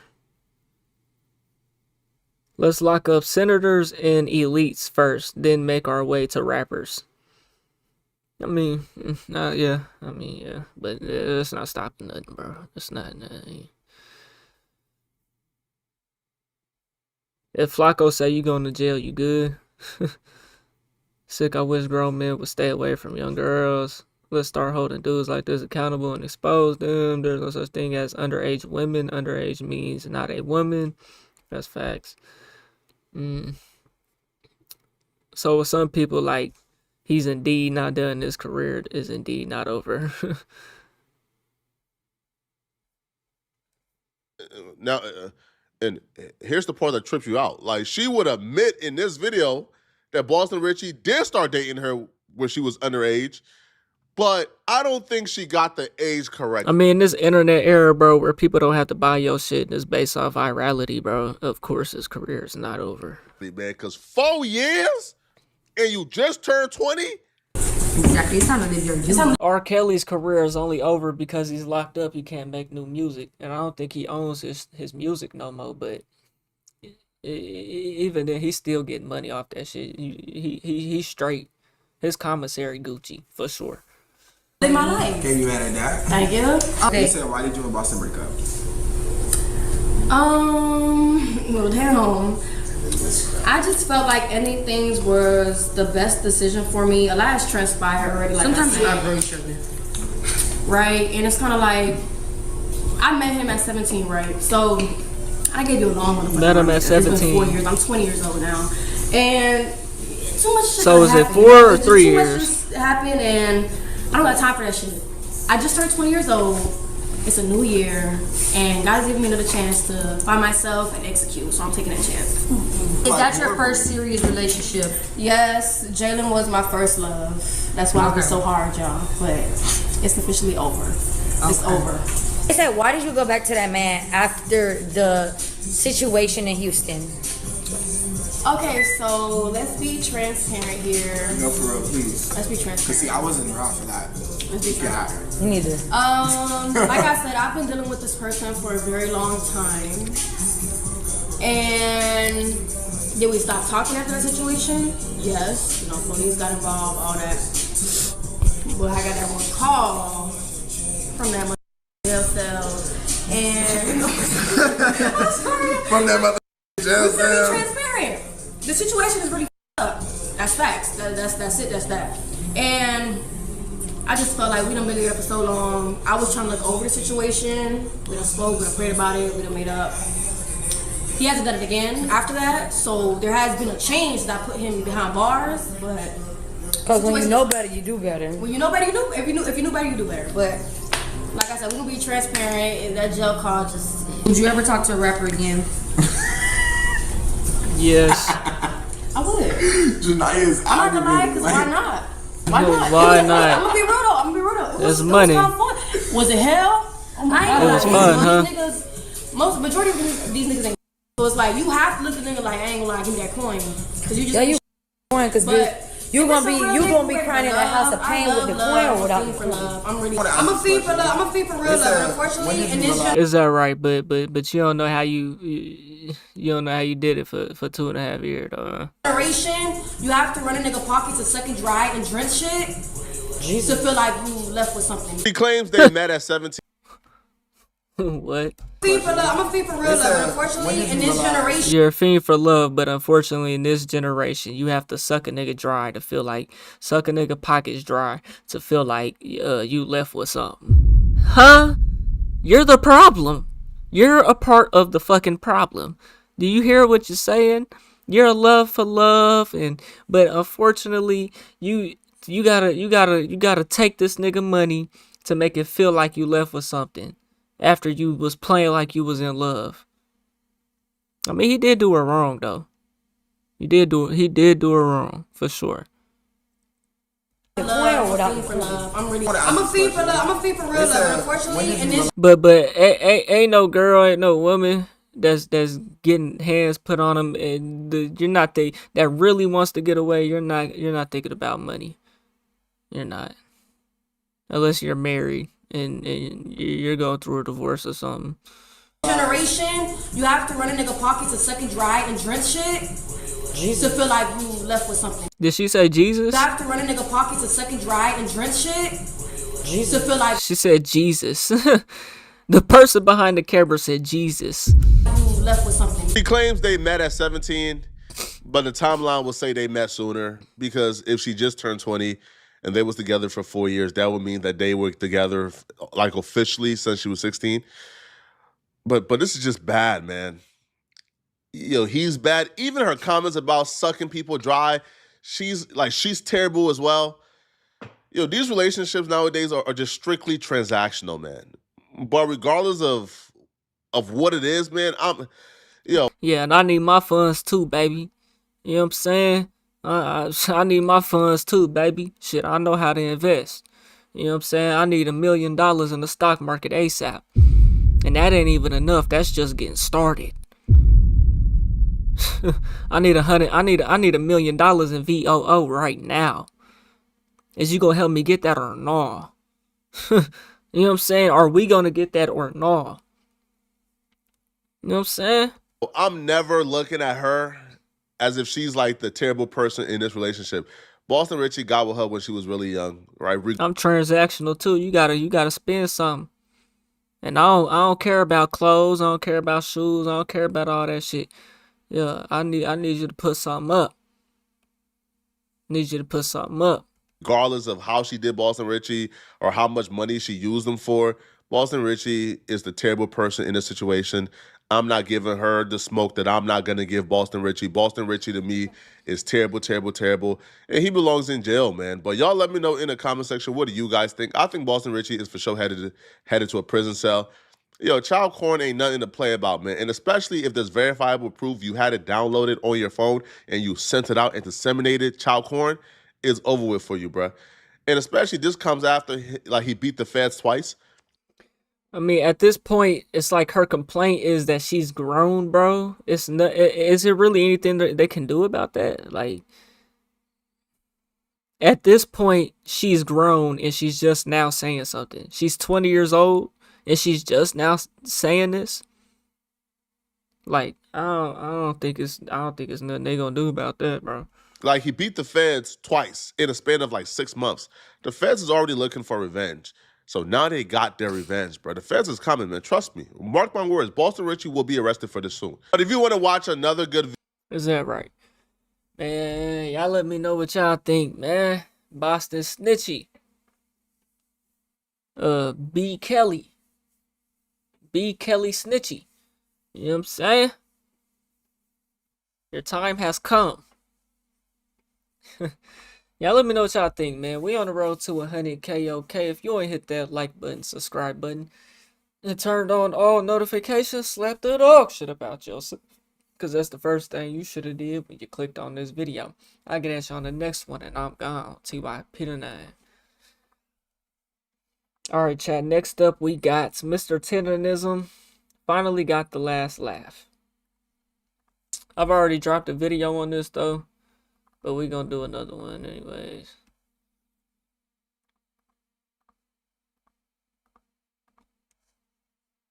So let's get it. It looks like Mr. Tenderism.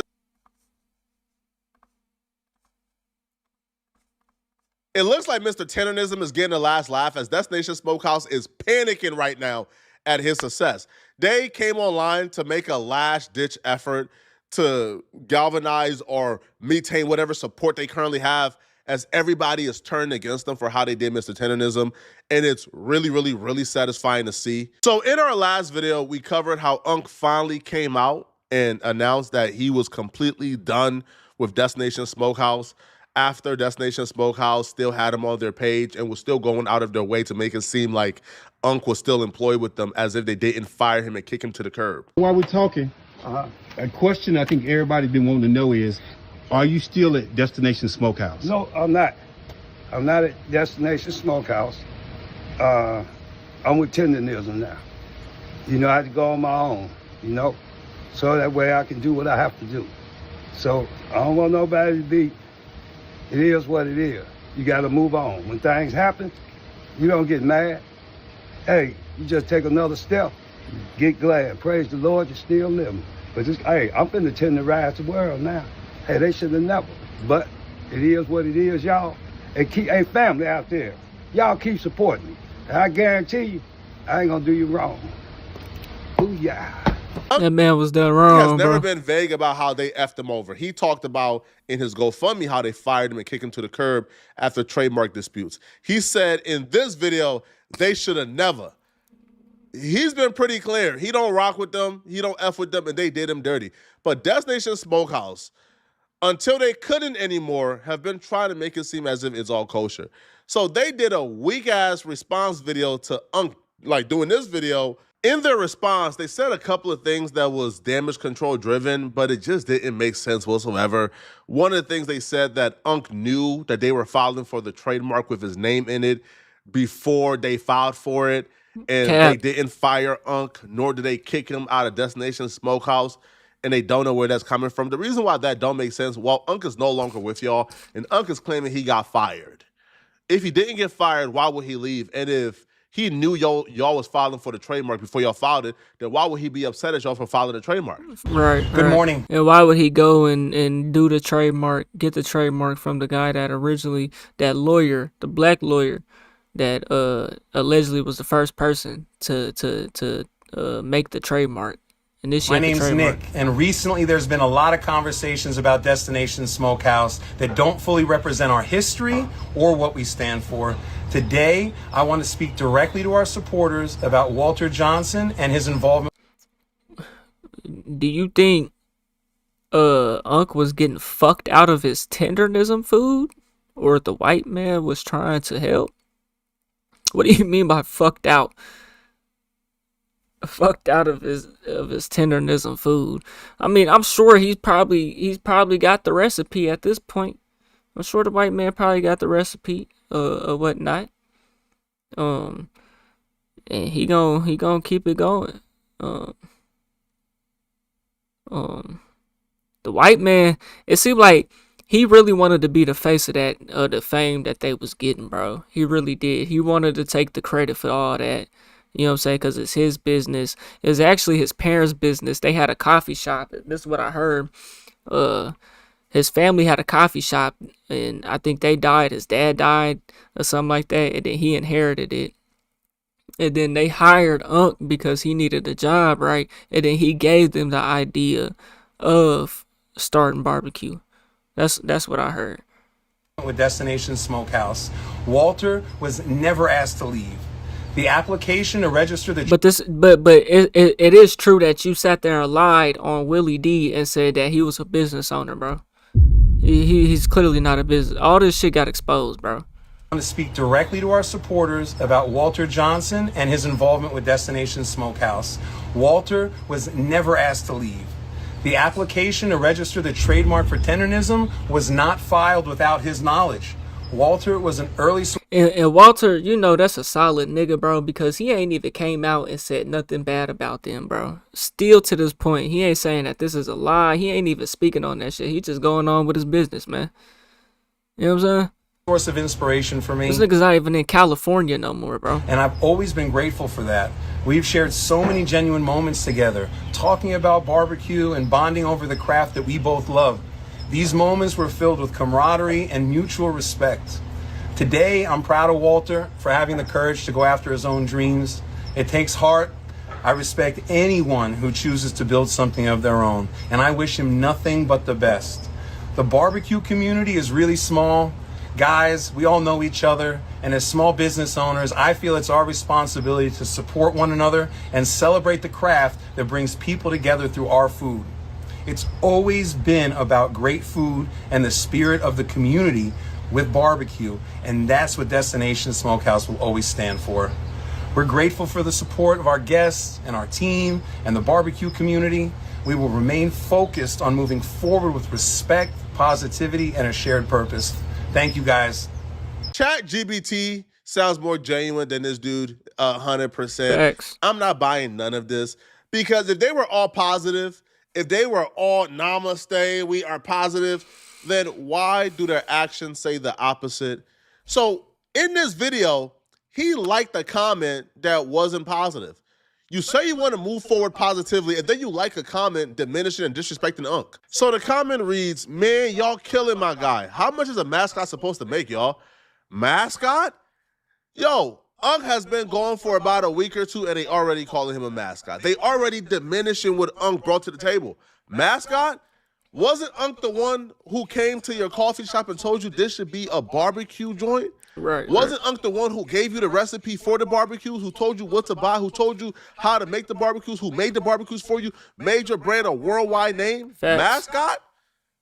Oh, no. Oh, nah. This is what I'm talking about, bruh. Right? When these people don't need you anymore, right? What happened to all that? Oh, no, he ain't getting no money. Unc ain't getting a dime. He was never getting a dime. He might have been getting a little extra money here and there.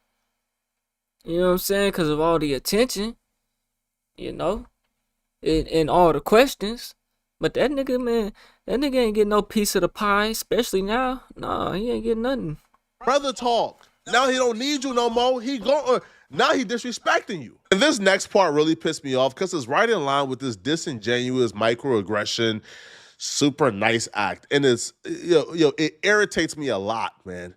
And it says, and what business do you guys own? How many employees are you taking care of? I remember them in Hamat before the world found out about them. Hopefully he gave him something, but that's part of the business. Y'all are tripping. Walter is a star. He will be okay. Sometimes stars got to be found to be able to start. First off, man, like they're presenting this as if this is a situation where they discovered or they found Walter. No, Walter got y'all discovered. Walter gave y'all the recipe to have a successful business. When you took over your parents' business, your shop was going under. Everything y'all owned was going to the bottom fast. He told y'all, let's do this, let's do this, let's do this. Your entire business plan is Walter's. But yet y'all discover him as if he was this charity case? No. Walter started doing videos with the barbecue. It was his actions that went viral, not y'all. Y'all ain't do nothing for Walter, right? Nothing at all. But it continues, and it says, without Destination Smokehouse, where would Walter be? Where was he at before then? We all know where Hamat is, so he was not doing... That's not the point, bro. The point is the lies, bro. The point is the dishonesty, the unloyalty, you know what I'm saying? Walter was there for him, bro. And to this point, like I said, he still ain't speaking bad about them, bro. Not like Destination Smokehouse is just out here speaking bad, but I mean they liking this comment. You know? Walter knows where he came from. Destination Smokehouse don't know where they came from though. Don't know what helped them get to the level that they got to. They don't respect that. Walter respects the help and the start of it with Destination Smokehouse. He knows where he came from. Destination Smokehouse don't respect Walt, bro. That much, but yes, hopefully he was given his just due. Y'all working jobs now more than he was and doing it for less money and not complaining or posting. But it's easy to kill the one spending the money and taking all the risk. I'm just saying once again, I hope he gave him something. Whatever pity they got for Unc, they could keep it. Honestly, Unc don't need it anymore. Unc won. Not only is Unc GoFundMe surpassing $25,000, Unc got his own food truck, Unc got his own restaurant, Unc is now cooking for celebrities, Unc doing Twitch now. Unc is cracking. His Instagram bot has surpassed 200,000 in under 30 days. Unc is doing his thing. Unc is more cracking than Destination Smokehouse. Now, here's where the real irony comes in, okay? Now, they claim that Unc knew about the trademark beforehand. That's cap. Right, from our perspective, that's cap. But an attorney who apparently knew and predicted that Destination Smokehouse was gonna do Unc dirty, that attorney filed for a trademark under tenantism under a category. He got rewarded the trademark. That attorney is apparently giving Unc the trademark and turning it over to Unc, and they announced it in a video. So now Unc got a trademark for tenderism under a particular category. So now he could use tenderism, his own restaurant, hella money, hella collabs, and the world rooting for him. I'm not at Destination Smokehouse. I'm with tenderism now. Here I am today. Attorney Harris reached out, talked to me. We have a meeting. He's the original owner of tenderism under the trademark. And today, he said, well, I'm gonna get the trademark to you. And here he is. Boy, look, Attorney Harris. Yes, sir. Now you don't know the appreciation. Things that's been happening. God is good. God is good. God is good. It wouldn't have happened. Yes, sir. If it weren't for him. And now look at it. Hey, family, see how we reach out and touch? Long time coming, but the time is here.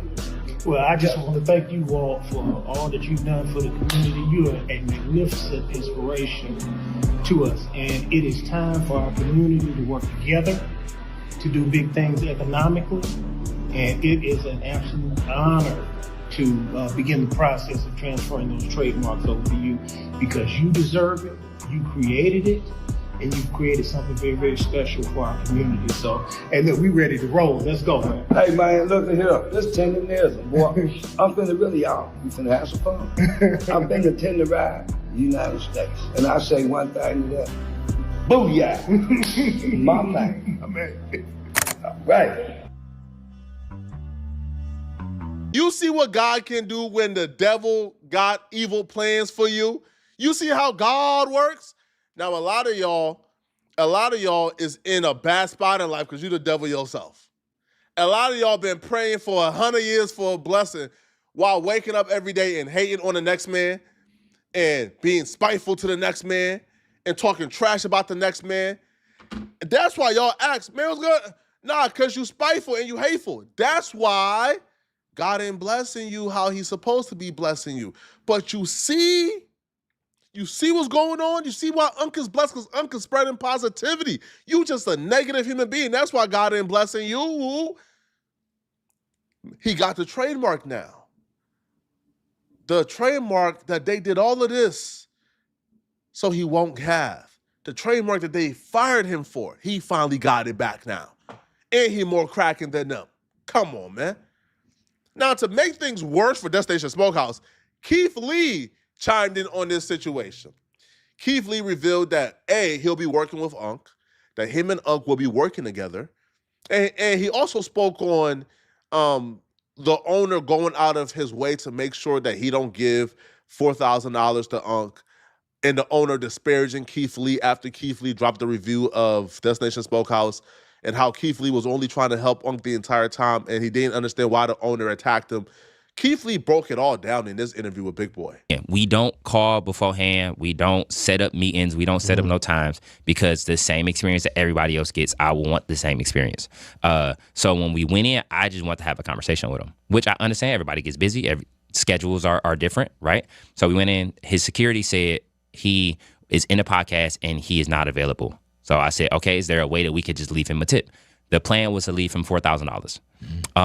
And leave $1,000. I initially had $5,000 cash. I want to leave $1,000 to pay for anybody to come in line after us, and then $4,000 directly to Unc. And it wasn't from a place of I felt like Unc was struggling or That's a good chunk of money, boy. or Unc needed it. It was a way to say thank you for what you do for our community. Right. We know what that is. We know how important it is to have strong Black old men that are positive role models in the community and that bring laughter and bring joy and bring energy to us, because it's not a lot of times where we have that representation for older Black men. Right. And I think it's getting less and less the more we get in media. I haven't seen a lot of old Black men with gray beards that are fun and can joke with a bunch of different cultures and bring cultures together. So that's why I wanted to leave them the money. A week later or 2 weeks later, and it's the owner of Destination Smokehouse saying that I was basically, I'm paraphrasing, but I was trying to do charity to Unc and I was singling him out, and I shouldn't have singled out a business owner. I should have given the money to every person around that was inside the business, including him. But what he wanted was that money to come directly to the business, and he can distribute $100 to each person, to Unc and to Unc only. nonsense in my opinion. Come on now. And that it was something that I did on my end that was negatively affecting things, even though I just honestly gave my opinion, and it had nothing to do with the food. They were saying that because I didn't give Nick, who was the owner, the $4,000, that was part of the issue. Yeah, and man. I didn't see it that way. I still don't, to this day, don't see it that way. Neither do I, bro. And I think Unc moved on.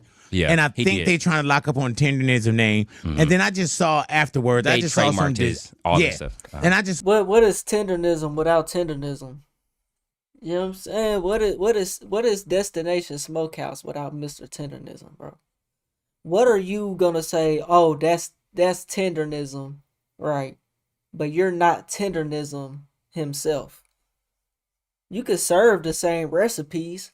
It's not tendernism though.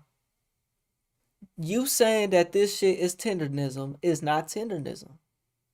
It doesn't have the same effect. You know what I'm saying? Saw some disturbing videos from old boy too. When you get in this type of situation, bro, and you're the employee, but you take that shit to the next level, like you at that point, when you take this unknown restaurant to a certain height, bro, you literally, they're never gonna let you get ownership in it. Chances is, but you gotta demand some type of ownership, bro, or you gotta leave. Especially when you got the type of support that Walter has, bro. You gotta leave and do your own thing, bro, and take that shit with you. You know what I'm saying? I want to be able to see in 20, 30 years from now, it's multiple tendernism restaurants. You know what I'm saying? And one day when Unc came here, you know what I'm saying? His face is gonna be hung in every single restaurant. And it's gonna be, y'all know how they be having the historic quotes and the biographies of people. That's what the fuck need to happen. And he start doing the man, because Destination Smokehouse would never do that for him. It was just a lot, bro. But I had a conversation with Unc. We talked about it, and things got misconstrued, of course. And Unc is exactly who you think he is. I got on the phone with him, and the first thing he said was tendernism. Yeah. Literally, the first thing he didn't say hello, he didn't say hey, he said tendernism. So we had a conversation about doing something in the future. We haven't fully locked that down what that is, but just know that if I was to ever do something, it's from my heart, and I genuinely enjoy what he brings to the table. It looks like the stars are aligning and everything is going right for Unc, while Destination Smokehouse is trying to do PR and damage control. And so, bro, it's over with, man. Y'all let go of the only reason why people were tapping into y'all. Now, y'all got to deal with the consequences, okay? Let me know in the comment section, what do you guys think about this? Do y'all believe? Do y'all think, all right, the Destination Smokehouse did nothing wrong? Are we all tripping? Let me know, okay? And if you're still watching this video and you want to watch another good video, click on this video right here. Hey, man, Destination Smokehouse did everything wrong, bro. Everything. Y'all let me know what y'all think, though. We on the road to 100K, okay? If you ain't hit that like button, subscribe button, and turned on all notifications, slap the dog shit about yourself, because that's the first thing you should have did when you clicked on this video. I'll get at you on the next one, and I'm gone. T-by Peter name. All right, chat. Up next, we got 2 dead after a gang war at Nipsey Hussle's restaurant. I know I'm late to it, but we still gonna touch on it.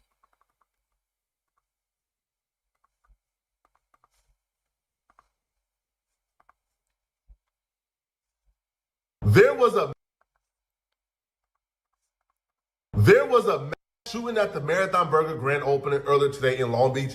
The mass shooting almost took the lives of a lot of people we know and love.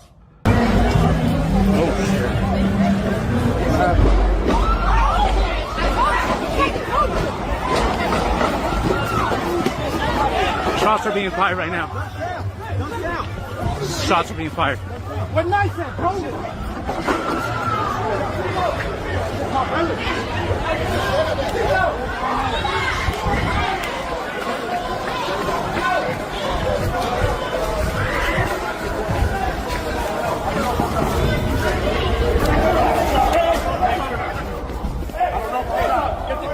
don't know if I'm shot.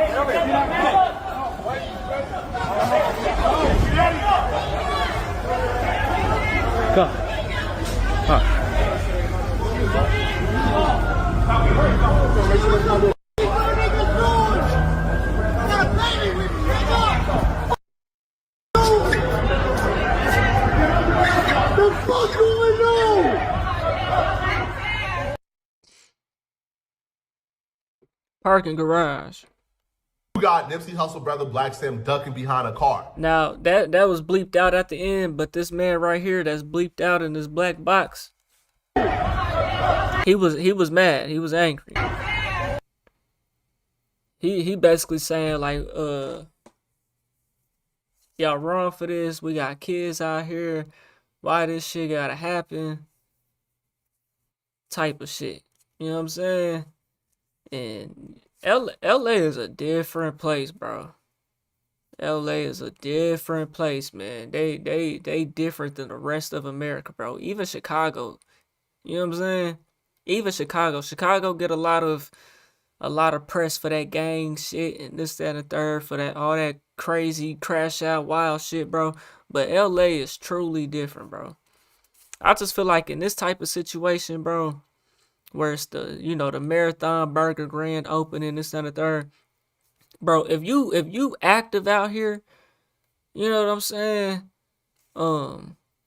If you gonna crash out when you see a nigga from another set, or you gonna press that issue like that, bro, you need to stay on the block, bro.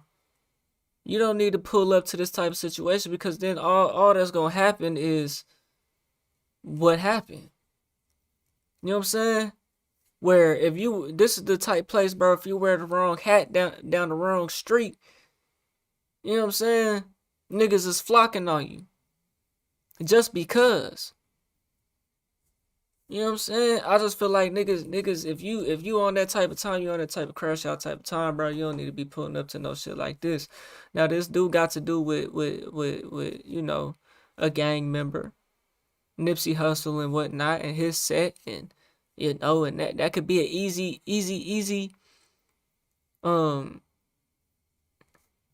hit for the opposites.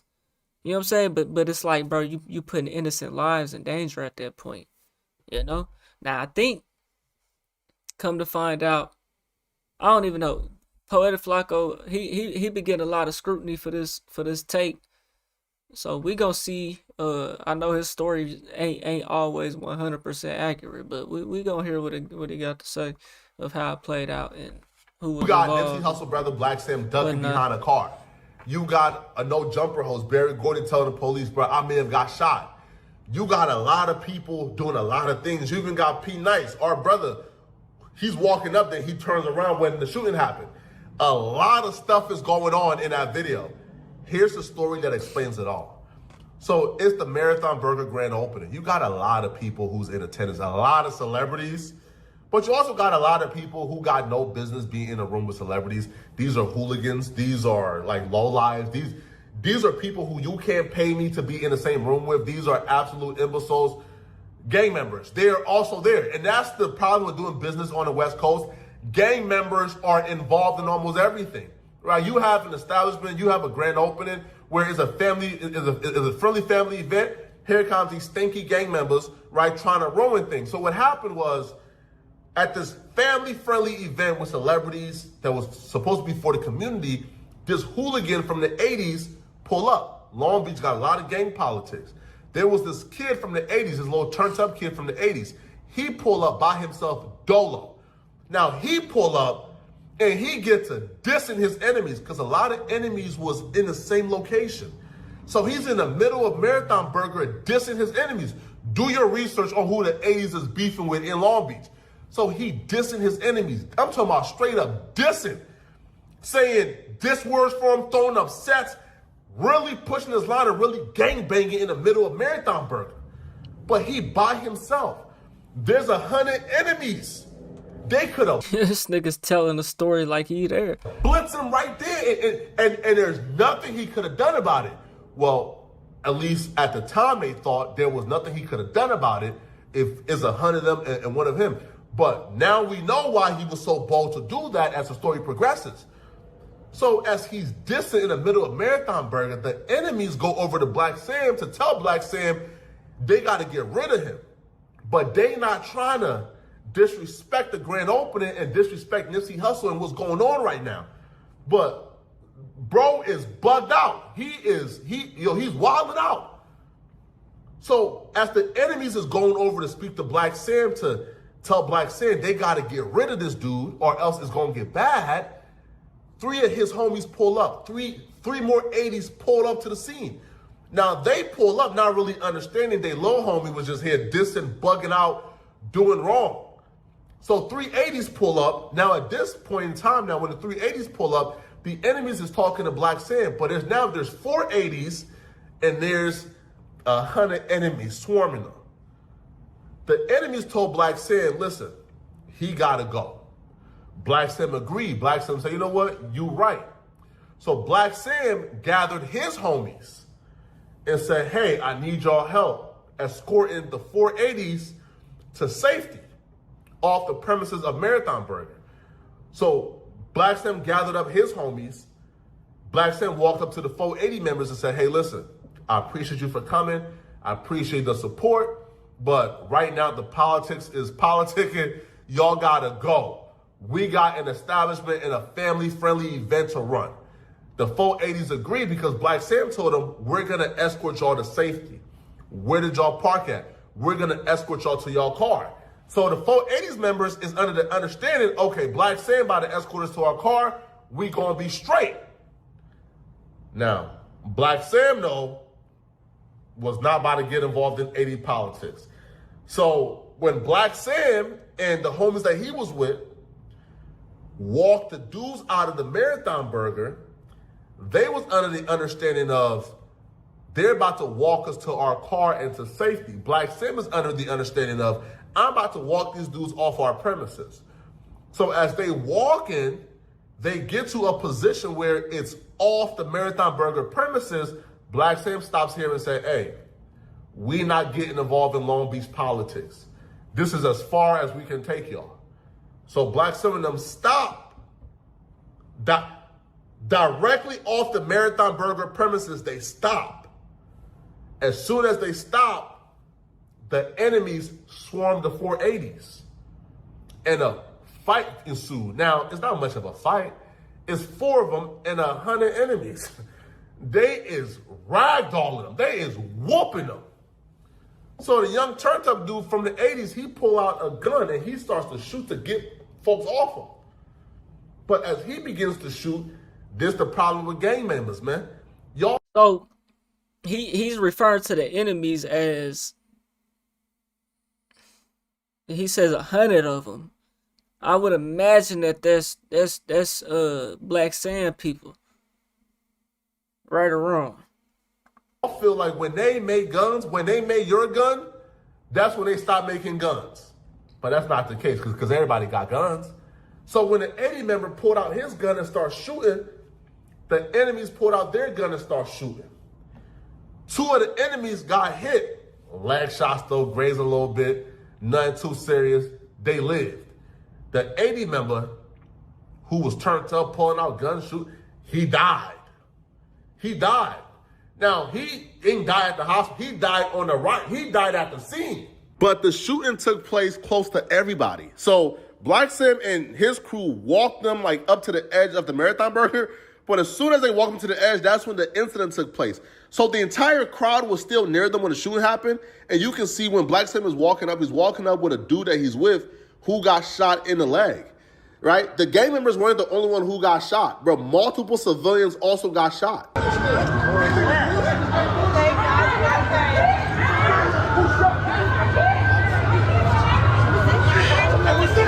Hey, he's right here. Sam's right here. You good? You good? You good? Oh, shit. Oh shit, they got him. People saying, yeah, I'll never go there. Oh, So ghetto. People still gonna go. Even out of towners, they still gonna pull up because people found out they don't too much care about their safety like that. I don't think nothing gonna happen to them. LA is a weird, wicked, evil place, bro. It's some type of energy over. This is Long Beach, the whole Southern California, even nigga, the whole California, bro. It's some type of energy over that shit, bro. You know what I'm saying? Toxic. You know, not saying this can't happen nowhere else because it very well can, but this the same state, same area, same place, whatever the fuck, bro. You know what I'm saying? Same region of gang members that was fighting at the Martin Luther King parade, bro. They had that shit turned up. I can't remember if niggas was getting shot up there or what. I know they was fighting though.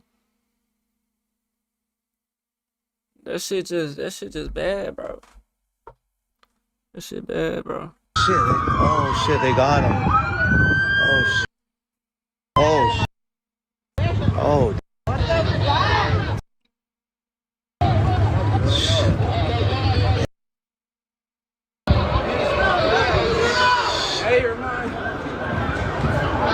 And my thing is like, so the Black Sam, I know you a street nigga, gang member, whatever the fuck, bro.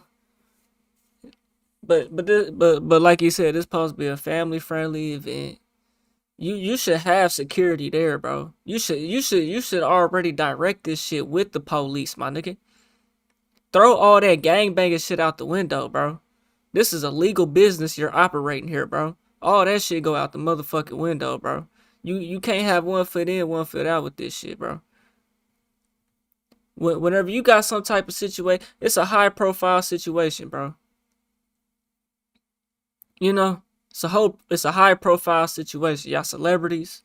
It's a grand opening for a business. You supposed to have security there, bro. You should already have this orchestrated with the city, bro. Because all that does is open up liability for you. Let a innocent person, bystander, civilian get hit, bro. Let it be a person that live in one of them apartment complexes that was walking down the road when this shit happened, bro. That's all it takes is to put your whole shit out of business, bro.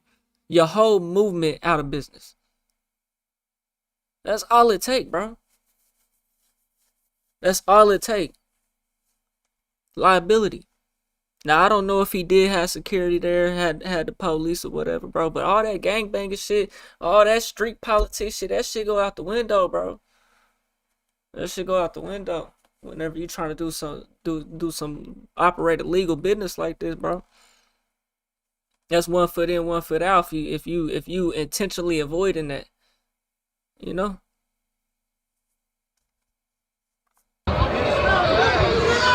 Hey, you're mine. What's up, my boy? Chillin'. They got the chicken in the car. They got chickens in Cali. Weird ass there somewhere. The chicken. Y'all got chickens in Cali. Is he alright? Is he alright?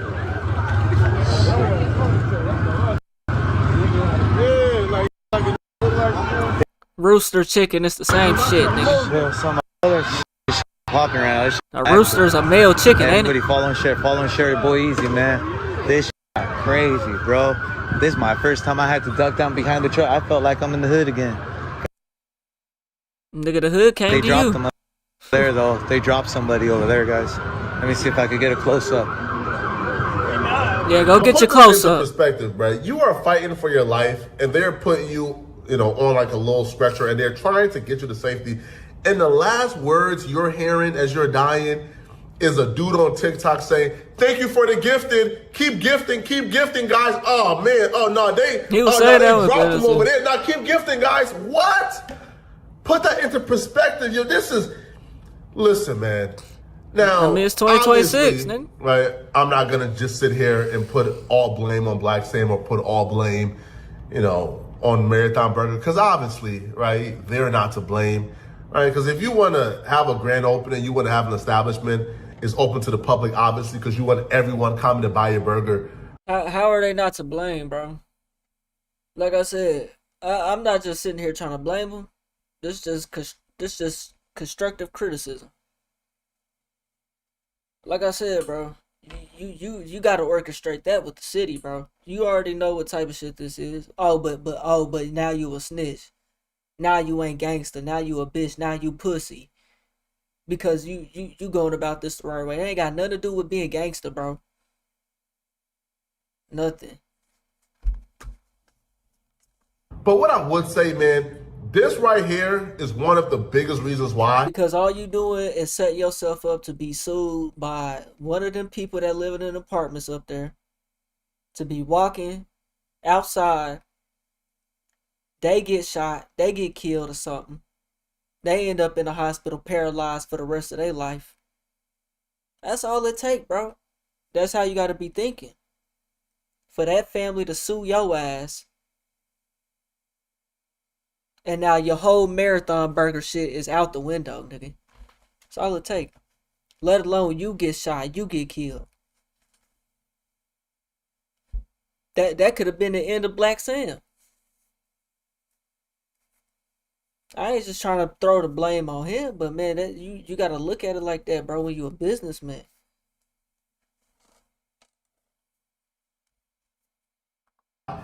You cannot build your business off of serving. And then he came out here, and I believe before this, he had said, before they had this grand opening, he was out here talking about Eric Holder, and I think that's the nigga name that killed Nipsey. And was talking about, I wish he wasn't locked up. We already know what would have happened to him if he would have been, if he ain't get locked up or whatever. You know what I'm saying? You out here saying shit like that. Nigga see that shit. In a place like this, they ain't got nothing else to do. They ain't got nothing to lose.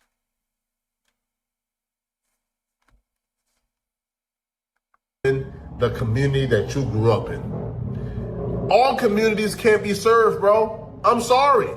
If you grew up in gang territory, if you grew up in a gang environment, they don't deserve burgers. They don't deserve nothing to eat, right? They deserve a pistol and a penitentiary. That's about it. It's the 2 P's, pistol and penitentiary, bro. That's it. A pistol to kill themselves off and a penitentiary to get them away from us.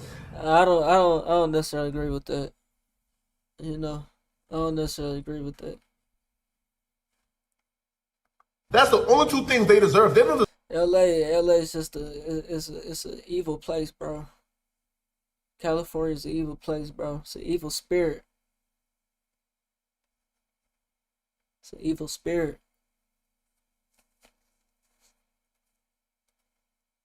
It takes you going about it the right way, and then you can't have that evil spirit over that land, bro.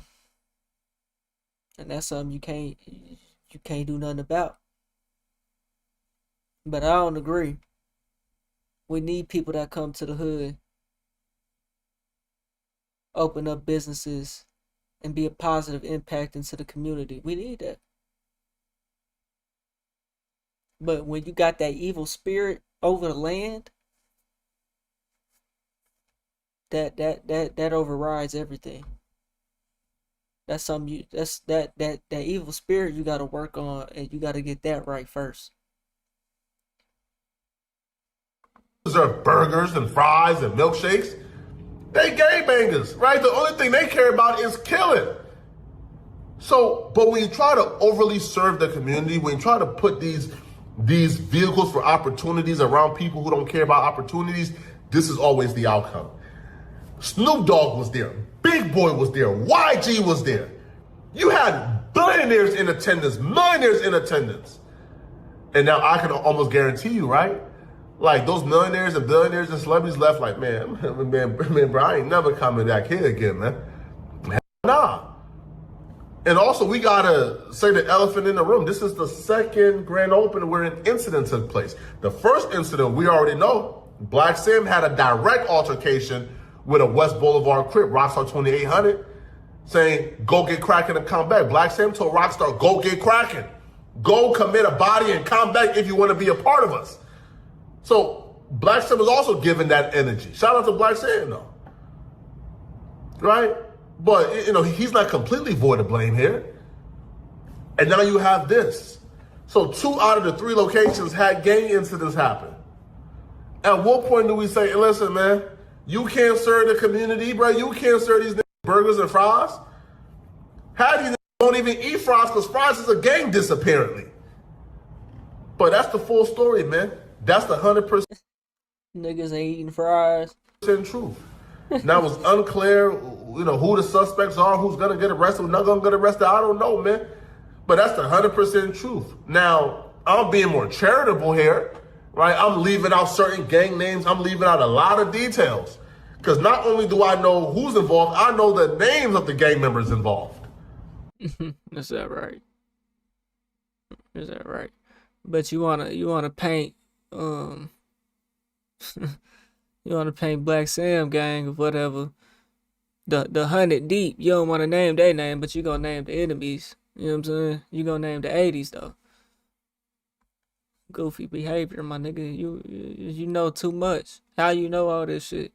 Who told you this shit? He telling it like he was there. Is this even 100% accurate? You know?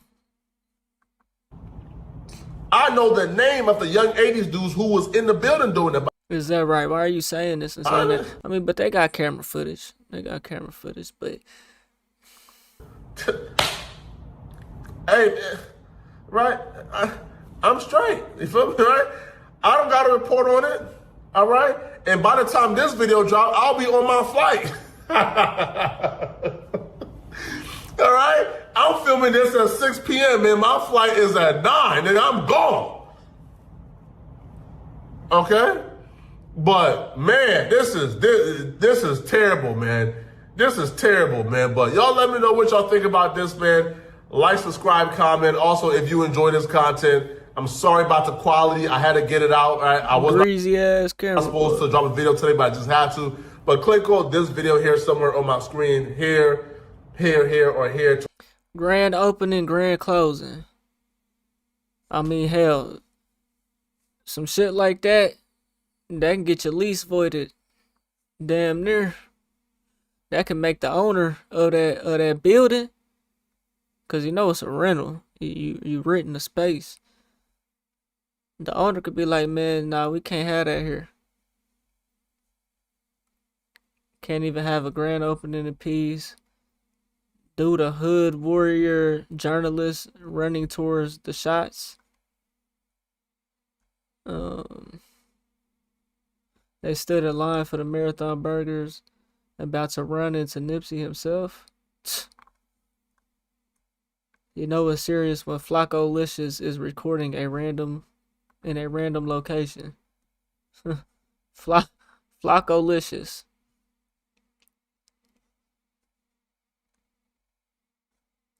In the 90s, we learned the hard way to avoid public gatherings that had any association with gangs.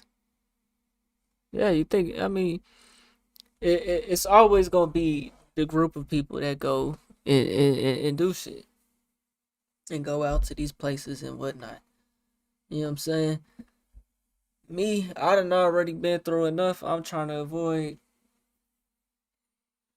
what I can at all costs. You know what I'm saying? Y'all let me know what y'all think, man. We on the road to 100K, okay? If you ain't hit that like button, subscribe button, and turned on all notifications, slap the dog shit about yourself, because that's the first thing you should have did when you clicked on this video. I'll get at you on the next one, and I'm gone. Till I put a name.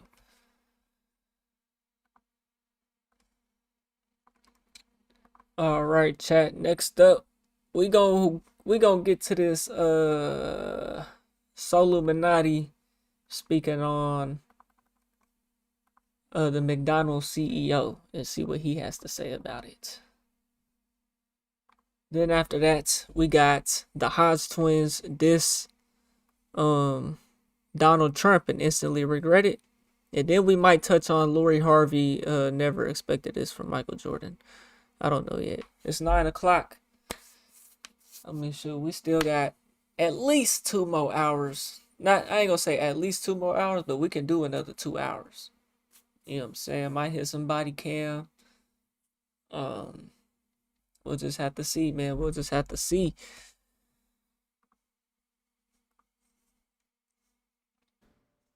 Let's get to this Soul Illuminati. Listen, Dewey so in the building. Smooth skin so in the building. Geyser in the building. Soul Illuminati, give me one more chance. In the building, man. Sample. Geyser. In the building. Glow soul in the building, man.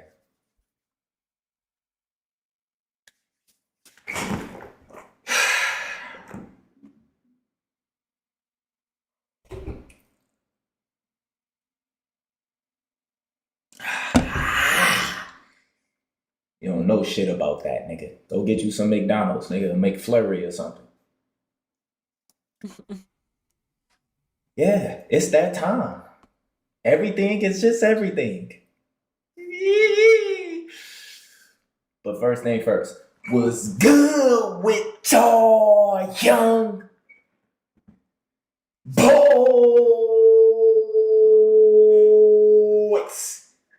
Hey man, I'm coming at y'all with some light. You feel me? I'm coming at y'all. What, a McDonald's video? But first thing first.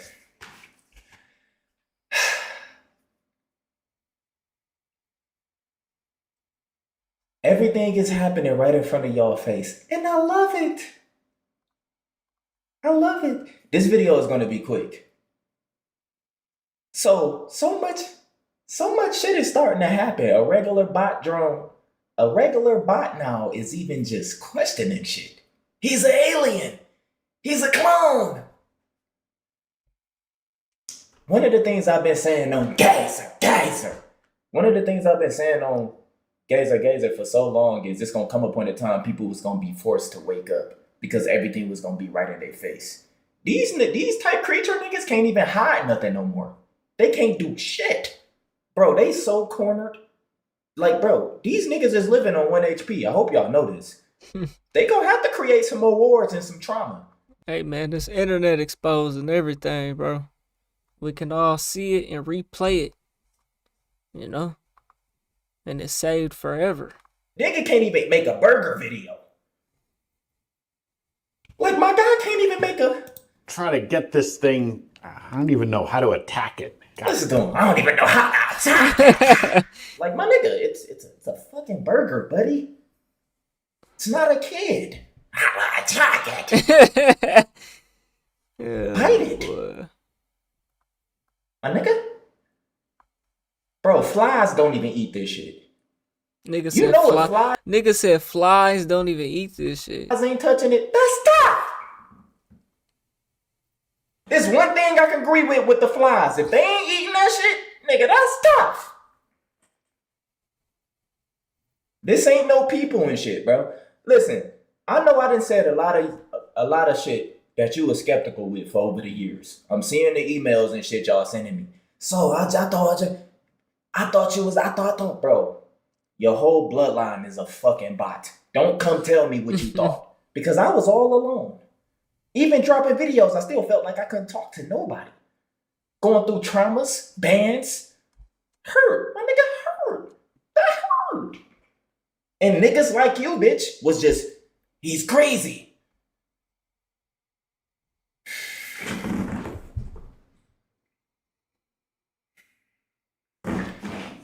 I said a lot of stuff, I know. I told y'all, you ain't even got a nut on that bitch face. They putting aborted babies makeup. I told y'all makeup is aborted babies. Nigga said you don't even got a nut on the bitch face because she putting makeup on with aborted babies. What the fuck? Nah. That's tough. I said that shit. They putting it all over their face.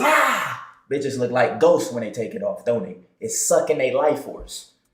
I said a lot. I know I said a lot of shit that's gonna keep coming in y'all face.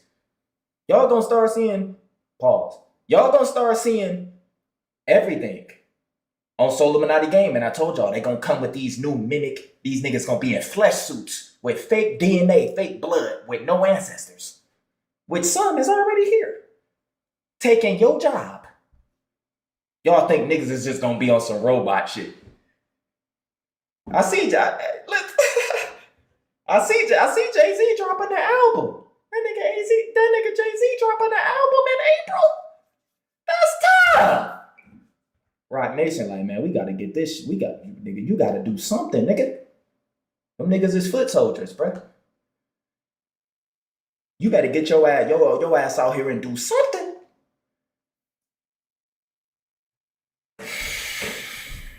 So much to it. Oh, there's also some crispy onions on here as well. I see those kind of coming out. You know you don't give a fuck about the vegetables, nigga. All right, the moment of truth. Look at that bite. He looks like he's just like drained of fucking like resources, like minerals and nutrients, and he just looks like he's drained of it. That is so good. He ain't even the nigga, bro. This bitch ass nigga didn't even swallow it. Did you see that, bro? The nigga had something on his lip and it just skipped completely over it. They ain't even show. He didn't even want to show himself swallowing the shit. Creature, we know what time it is, bro. Y'all food don't get old. That shit, nigga. You got some burgers still here you can find on YouTube that's older than you. Look exactly the same, but you bought it from the store. He ain't lying. Bro, look at this shit. My guy didn't even swallow nothing. Look, you see that on his lip? Now watch this. That is so good. They trolling y'all, bro. You know what's crazy? Bro, cut that shit off. Y'all gotta understand, we living with these type niggas. Hope y'all know. Nah, this nigga pausing too much. Let me see. I'm gonna go play to see if he actually swallowed that shit or not. Hold on. McDonald's. Where the clip at, man? We just need the clip, man. We just need the clip, man. Look at this. Hold on. Oh boy. So I've just seen a video of the McDonald's CEO eating a human concert. Now, but I'm gonna making excuses. Hey, I can go right to Instagram. Hold on, y'all. We gotta see if he swallowed this shit or not. I got this shit saved. The actual video of it. On my Instagram. That ain't it. Chris K here with, you've heard about it. Here it is, the Big Arch. This is something that we have tested already. It's in Portugal, Germany, Canada. I love this product. It is so good. I'm gonna do a tasting right now, but I'm gonna eat this for my lunch, just so you know. So here we go. First, holy cow. God, that is a big burger. We've got a very unique kind of sesame, poppy sort of bun on it. We've got 2 quarter-pound patties, a delicious Big Arch sauce, and of course some lettuce. So, there's so much going on with this. First of all, let's try to get this thing, I don't even know how to attack it. Got so much to it. Oh, there's also some crispy onions on here as well. I see those kind of coming out. All right, the moment of truth. That is so good. That's a this shit edited. It was an edit there. Big bite for a Big Arch. It's distinctively McDonald's. That nigga edited, he spit it out, and it shows the bite. Only McDonald's could do this type of burger, but it also is unlike anything else on our menu. It's a delicious product. You know, you've got sort of the cheese. It's the same as everything else, bro. What the fuck is different about this burger than any other burger, bro? On the McDonald's menu. This shit got onions, cheese, pickles. in fucking the big arch sauce. I guess that's the only difference. And what is this, like a poppy seed bun too as well, along with the sesame seeds. Whatever creature this motherfucker is, after everybody seen this video making memes about it, y'all know the bots, the drones, you still got millions of people who went and did mukbangs, eating the shit, copying it like it's funny.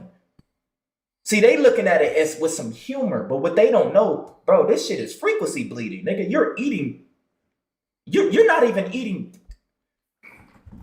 Some of y'all have no clue, bro. Nigga, that shit is GMO. That shit is lab made. McDonald's been doing lab made. You know what I'm saying?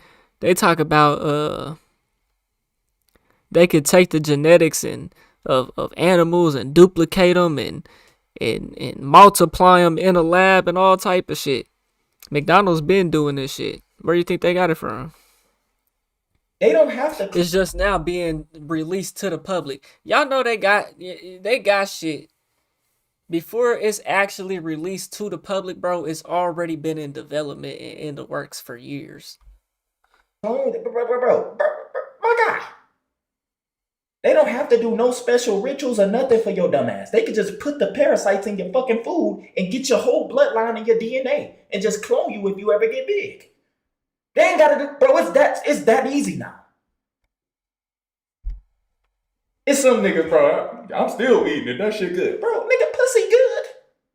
But some of that shit'll fuck up your life. It'll give you all type of shit. That's Everything that's good ain't gold, bro. Some pussy niggas just feel like, my God, this is the CEO. He won't even eat it. Take a sip, so. That's what that nigga was drinking. Homemade orange juice from my orange tree, nigga. They got an orange tree. No cap, I need me some trees, man. That's a I'm big gonna get me bite some for a trees. big arch. When I get my 40 acres, I want apple trees, I want orange trees, nigga, pear tree, nigga. I want a tree of everything. Distinctively McDonald's. Look at this nigga. You ain't got your adrenal pack yet, my guy? I can see it under your eyes. Yeah, that nigga drained of nutrients, man. They took his. Also, I seen a video with Jim Carrey. They talking about Jim Carrey's a clone. Like, bro, I ain't even gotta say nothing now. But I took all the fall and all the hate when I was saying this shit 7 years ago. It's just now they got more technology, so they don't have to do too much to get people now. They don't need you to sleep with a girl and none of the extra shit no more. They could just put it in your food.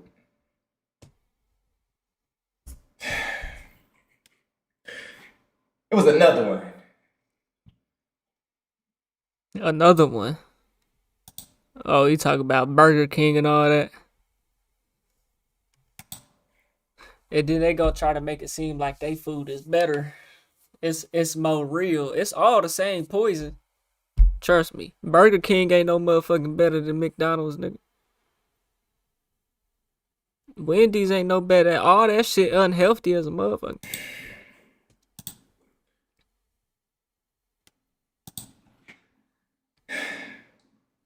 Beautiful time, man. Another one. We got the Burger King CEO. At least he actually ate and swallowed it on a video. At least he did that. And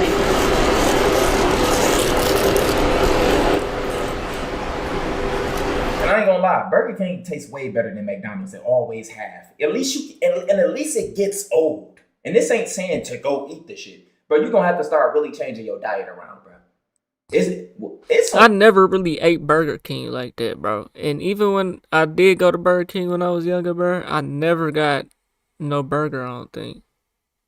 Like, I was a chicken nugget eater. Nigga, I wouldn't eat nothing that had no type of am I dropping frames? My shit, the stream is lagging, coach. Oh, brother. I just wouldn't eat certain shit, bro. Bro, we in the Matrix. Nobody gives a fuck about it. I ain't eating no burger with all that shit. You better take You better take the cheese off that motherfucker and put some ketchup and pickles on that motherfucker. I don't want no lettuce. I don't want nothing. Nobody gets even to this day, I'm still picky as hell, but nigga, I eat some lettuce and all type of shit. I ain't eat no onions like that though. talk about you. Something happened to you, me, whatever. Life goes on. New burgers is coming. It don't matter. It's a matrix. Not bad, right? Only one thing missing. A napkin. At least he actually ate it. I would have did a whole fucking mukbang if I really wanted to sell some new product. But you Now, y'all go watch this video that I made earlier. I already had dropped it. If you go to my channel right now, you'll see it. I dropped this. The internet is roasting the McDonald's CEO. I actually showed in this video the CEO of McDonald's actually eating. I mean, look at the bite he took there out of the snack wrap. And he ate a chicken sandwich and took a good bite out of it. But, of course, it was edited and it was cut. And he didn't eat the whole fucking thing. That's for sure. So, if y'all watched that video, I actually showed how he actually ate. So, damn, my computer about to die. You gotta ask yourself, out of all the burgers that McDonald's has had, thousands of fucking burgers, what made the CEO come out and do that for that particular burger like it actually mattered? That shit don't matter, right? What made him do that? These niggas is strategic. They trolling y'all niggas, especially at this time. Everything is at the peak. They gonna have to keep doing traumas and wars. Y'all better watch out for these celebrities, niggas. I don't put that death shit on nobody. Y'all know me. But that shit is what changes the algorithm. It'll have you not caring about the kids no more. They start a war. Nobody's talking about the Epstein shit. Right? If that don't work, let's take a celebrity. If that don't work, let's do this. Like, bro, we at the point now, a regular scripted bot is going off script. He's calling niggas clones, all type of shit. He don't know nothing about clones. He just saying it. Y'all don't understand. We at the end of a cycle. The cycle that they running, that shit is coming to an end. That's all I've been trying to tell y'all for the longest. But niggas be basing it off they calendar. Nigga, I base it off pure nature and pure life. Y'all see it right in front of you. If your phone start glitching, if some weird shit start happening in front of you, that's when you know shit is happening. If it's just trauma being pushed to you, then nigga, question it, bro. If it's some shit that's happening, some wars or some shit, sometimes you just gotta fall back, dog. Take a break from social media and really tap in with yourself. Yeah, nigga, you gonna feel like you missing out on. What are you missing out on? Scrolling? Nigga, everybody gonna be there when you get fucking back. We in the Matrix, nigga. Anyway, I told y'all, this video was not gonna be that long. But they throwing it in y'all face now. Everything I said, they throwing it in y'all face. I left y'all niggas a whole Bible of just Matrix shit that y'all could just always go back to on Gazer. And just take it in. It don't matter what you believe in. But some shit is affecting your dad, your mom, your brothers, your sister, you. Nigga, y'all ain't just eating people no more. McDonald's is not people. It's not animals. What is it? It's not enough animals to make all these burgers for all these restaurants. So what the fuck are they doing? Bill Gates already printing meat. I told y'all this. You even got to watch out for the Beyond shit. Because that, bro, when I ate a Beyond, what the fuck? What the hell is this?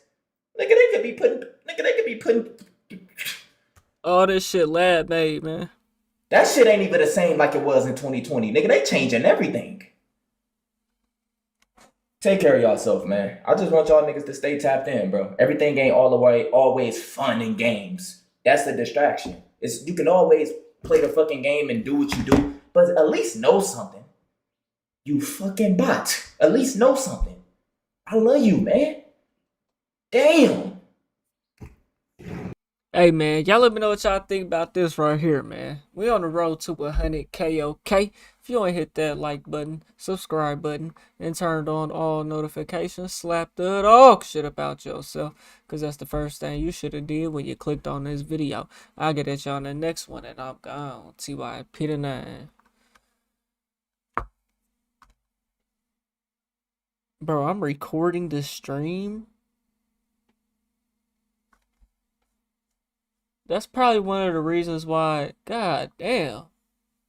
That's probably one of the reasons why that shit lagging. And it's just now starting to lag. It wasn't really lagging this whole time. That's crazy, man. Next up, we got the Hodge twins, man, dissing Donald Trump. Let me get this title right on this one, on this last video. We're just gonna make it short. Donald's. Damn. That's probably one of the reasons why the shit was always lagging. I'm gonna have to turn that off somehow. Built-in record. Yeah, I'm gonna have to try to turn that off somehow. Let me see. Yeah, off. Yeah, all that off. Alright.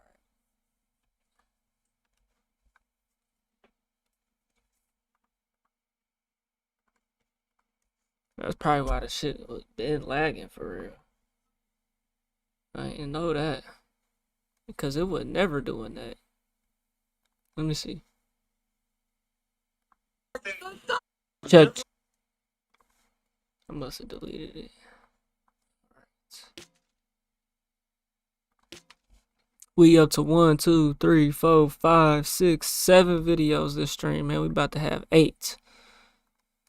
8 of them. We will be back tomorrow as well, man. So make sure y'all got notifications turned on so you know whenever I go live.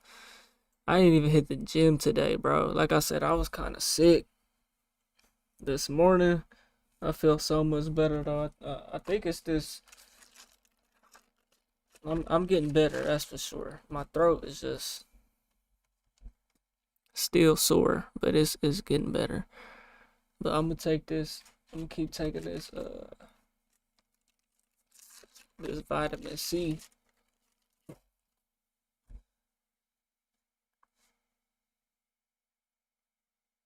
Let's see what that do like. On February. Let's get into it. On February 28th, 2026, the United States and Israel attacked Iran, killing the current Ayatollah and 40 high-ranking members in his government. And this has caused a lot of catastrophes, but this is also causing a very big political discussion on the right. And that is, who is really Donald Trump? He's right, you know. When I say that, we got to understand what Donald Trump did with MAGA. In 2016 and 2020, he was the president. And coming back for election in 2024 while campaigning, Donald Trump would basically campaign on this. Said, oh, he's going to start a war because they said I had that personality to start a war. They remember that? Oh, we can't vote for him. He's going to start a war. No, I used my personality that we didn't have to have wars. I was the first president in decades who started no new wars. Who started no new wars and no new wars. No new wars. This was something that was looked at as very important because Donald Trump was not a politician before becoming president. He was looked at somebody who was interested in making America great again and basically not having soldiers go overseas or who are living overseas getting killed because of somebody else's controversy. Well, all of that changed once the United States got involved with Israel against Iran. In Jordan, 3 U.S. soldiers at a U.S. military base were killed in retaliation for the strike that killed the Ayatollah and 40 other people. And so now Americans are starting to be concerned, especially those Americans on the far right. Now, we got to be honest and talk about this. Number one, you have the conservatives. Most of them, especially the non-black ones, have some sort of issue with black Americans, reparations, and talk to the community with the quote unquote pull yourself up by your bootstraps ideology. The big difference right now is the split. Those conservatives who support Israel and those conservatives who are against Israel. Conservatives who support Israel would be people like Brandon Tatum here on YouTube. And then you have some other people too. Those who are against Israel are people like Candace Owens, Nick Fuentes, Myron, and most of the extreme alt-right are white supremacists, or even the blacks who like white supremacists are completely against Israel. They feel that Israel is controlling the United States, that the United States fights its wars on the behalf of Israel's. The United States is eliminating Israel's competition, and the United States continues to be bullied and blackmailed by Israel. Those are just some of the things that I keep hearing. And one of those people, like I aforementioned, is Nick Fuentes. And he brings up some interesting points. Now, we know that the same people that were behind the war in Iraq, they're the same people that have been beating the drum for war in Iran for just as much time. And they have tried to pressure many presidents into doing this, and they have moved the United States closer to a conflict like this. He's talking about Israel here. Israel, every war that they have with their enemies, the United States takes interest in. But then... And so Trump, being the one who was supposed to challenge and oppose all of this, who repudiated it and created this successful political movement, now to be delivering for the same people, repudiating those people and their agenda, for him now to be serving them, delivering for them what they have wanted for so long. Number one on their wish list. It's actually disturbing. It's disturbing what it says about how our country works, whether we, the people, are still in control. Is this a government of, by, and for the people? Do elections matter? Now, here is Donald Trump's criticism. You said that you were going to make America great again. You bragged about no new wars coming our way. But at the same time, here we are seeing you at first rejecting that you're going to help Israel. You repudiate the fact, right? You say that you're not going to do X, Y, and Z, but then what you do is the opposite. Now you're taking up for Israel. Now I really think he gonna keep his word. Come on now. Our people are dying overseas, and it's your fault. And he isn't the only person to get upset. Look, Steve, it's I'm not happy about the whole thing. I don't think this was in America's interest. I don't see how this is in keeping with the president's MAGA commitment. I'm disappointed. Now, Eric Prince is big time mercenary. Hold on. Now, this guy is Eric Prince. Now, Steve Bannon, if you guys know, he used to be the executive chairman of Breitbart News. I'm not sure if he still is there now. But Eric Prince is like a mercenary. He's also a former advisor to Trump. He was the founder of the private military firm Blackwater, right? And those guys were in Iraq doing a bunch of stuff. And they often collaborate, the two of these guys, on strategies for privatizing foreign policy and military operations. And even he is concerned that, you know what, this is going a little bit too far. But he's not the only person who's concerned. That brings us to the Hodge twins. The Hodge twins. Is that the right? Hodge twins finally got enough guts to come out and challenge Donald Trump. These two guys rolled the Trump MAGA train back from obscurity to conservative success. And all of a sudden now, the Hodge twins are anti-Trump. And this is what it takes for them to snap back to reality, huh? They say this: President Trump has completely lied to his voters, backstabbed our country, and has disgraced his legacy. Now he's turning his own supporters against him. Legacy? You mean his legacy? Y'all still can't spell. Beyond repair at this point. Biggest fall from grace I have ever seen. Then here they go crying again. Now people are coming at him, right? We stand by what we said. Feel free to unfollow us. We won't stay quiet about Americans being sent to die for Israel. Now So let's do some cause I don't really fully know everything as to why this war has started. I heard it was over oil. Why is America attacking Iran? Let's do AI mode.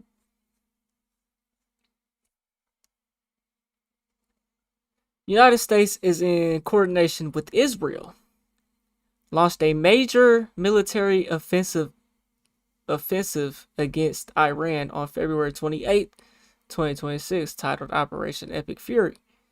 The Trump administration has provided several official jurisdictions for these strikes. Nuclear non-proliferation. President Trump and Defense Secretary Pete Hegseth stated the primary goal is to ensure Iran never obtains a nuclear weapon. I did hear this. So, I mean, what were they planning to do with this nuclear weapon? That was the first thing that came to my mind when I heard that. Trump claimed Iran was within 2 weeks of having a nuclear weapon, though this has been contested by international nuclear watchdogs. So how did he know that, and what were they planning on doing with that? What were they? Let's do this. So I ain't gotta type. What were they planning on doing with the nuclear weapon?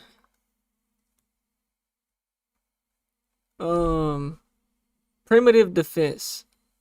Preemptive defense. The administration argues the strikes were necessary to eliminate imminent threats to U.S. troops and assets and assets in the region. So they planned on attacking us, allegedly. Secretary of State Marco Rubio noted the attack was launched preemptively because they believed an Israeli strike was certain to trigger Iranian retaliation against American forces. Dismantling military infrastructure. Military objectives include systemically dismantling Iran's ballistic missile production, destroying its navy, and eliminating security infrastructure. So basically, they planned on, if Israel was doing something to them, they was going to do something to us. The U.S. and Israel are currently conducting a systematic military campaign to permanently eliminate Iran's nuclear capabilities. Strikes are targeting Iran. Bro, we already know this. What are they planning on doing with this shit? So basically, they was trying to plan on using it against America.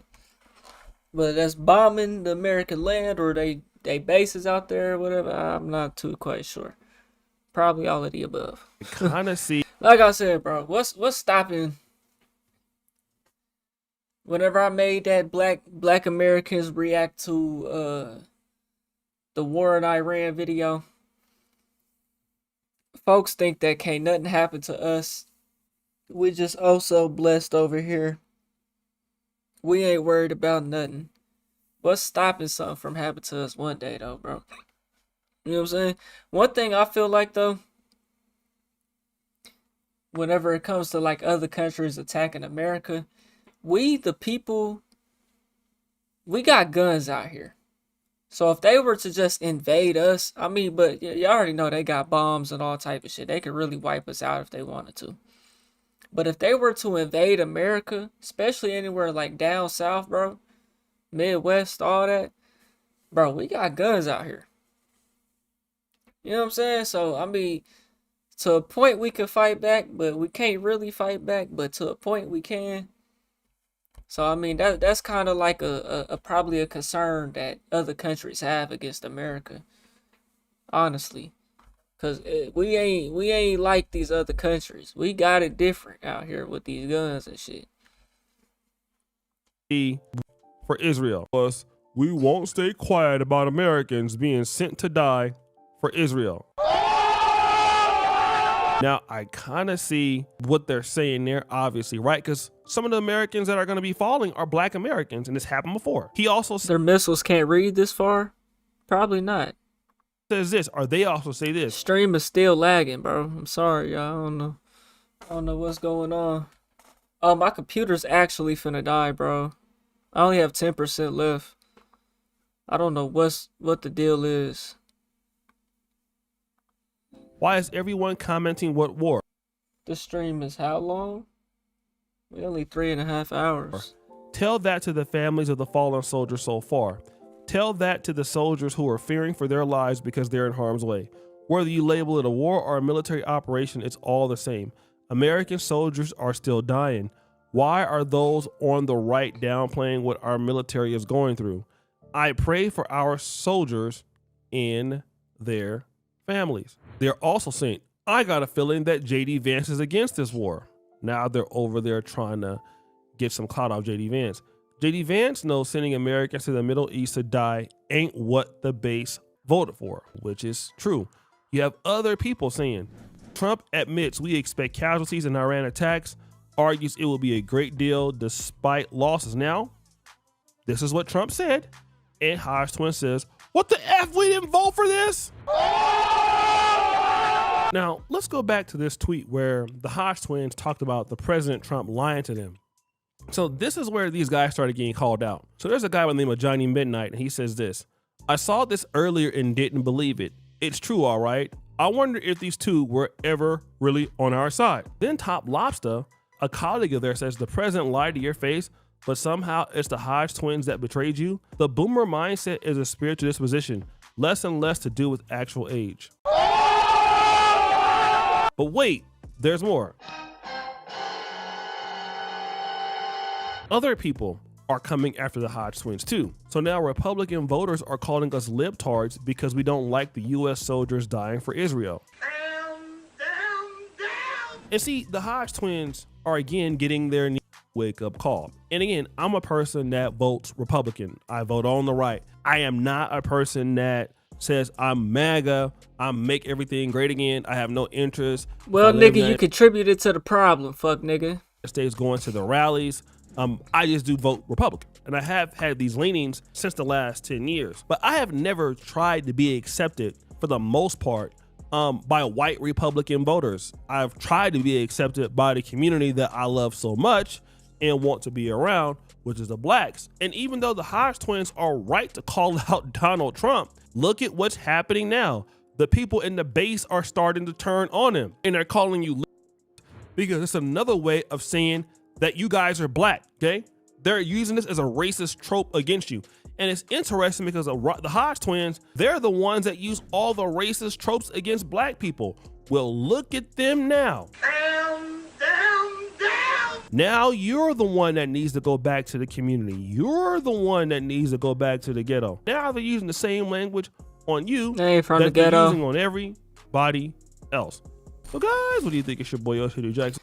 Yeah, man. Y'all let me know what y'all think, man. We on the road to 100K, okay, man. If you ain't hit that like button, subscribe button, and turned on all notifications, slap the dog shit about yourself. Because that's the first thing you should have did when you clicked on this video. I'll get at you on the next one, and I'm gone. T.Y. Pitername. Alright, chat. I don't know what to do.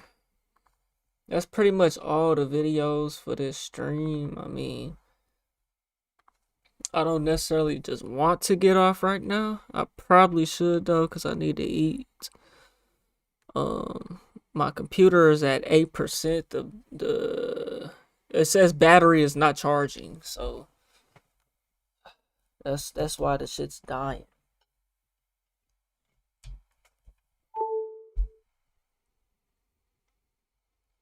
Power adapter battery is not charging. Okay, now it says battery's charging. Well, it doesn't say it's not charging. Maybe I just needed to unplug it, plug it back in. Okay, it will stop charging at 100%. So apparently I'm charging now. That probably was contributing to the lag a little bit. I kind of want to stream. I downloaded this. I've been feeling like gaming lately, y'all. Although I'm no longer a gamer. But I do got that new game. I don't know if it's new or what, but a lot of people are playing it right now. I got Valorant downloaded. I got Fortnite downloaded. I don't got PlayStation Plus, so I can't even play the game. I know like 90% of the viewers that are left in the chat are about to leave though. If I do that. But that's what I kind of want to do. We do got this 37-minute long video. So we may do that while I get me something to eat. But we also got this Lori Harvey video, so I might go ahead and bang that out. I don't really give a damn about them though, but it did good on O'Shea Dude's shit, so. Losing a woman.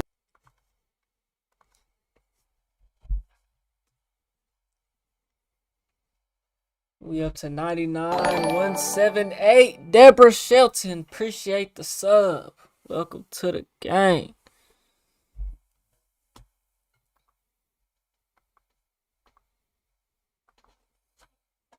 Welcome to the game.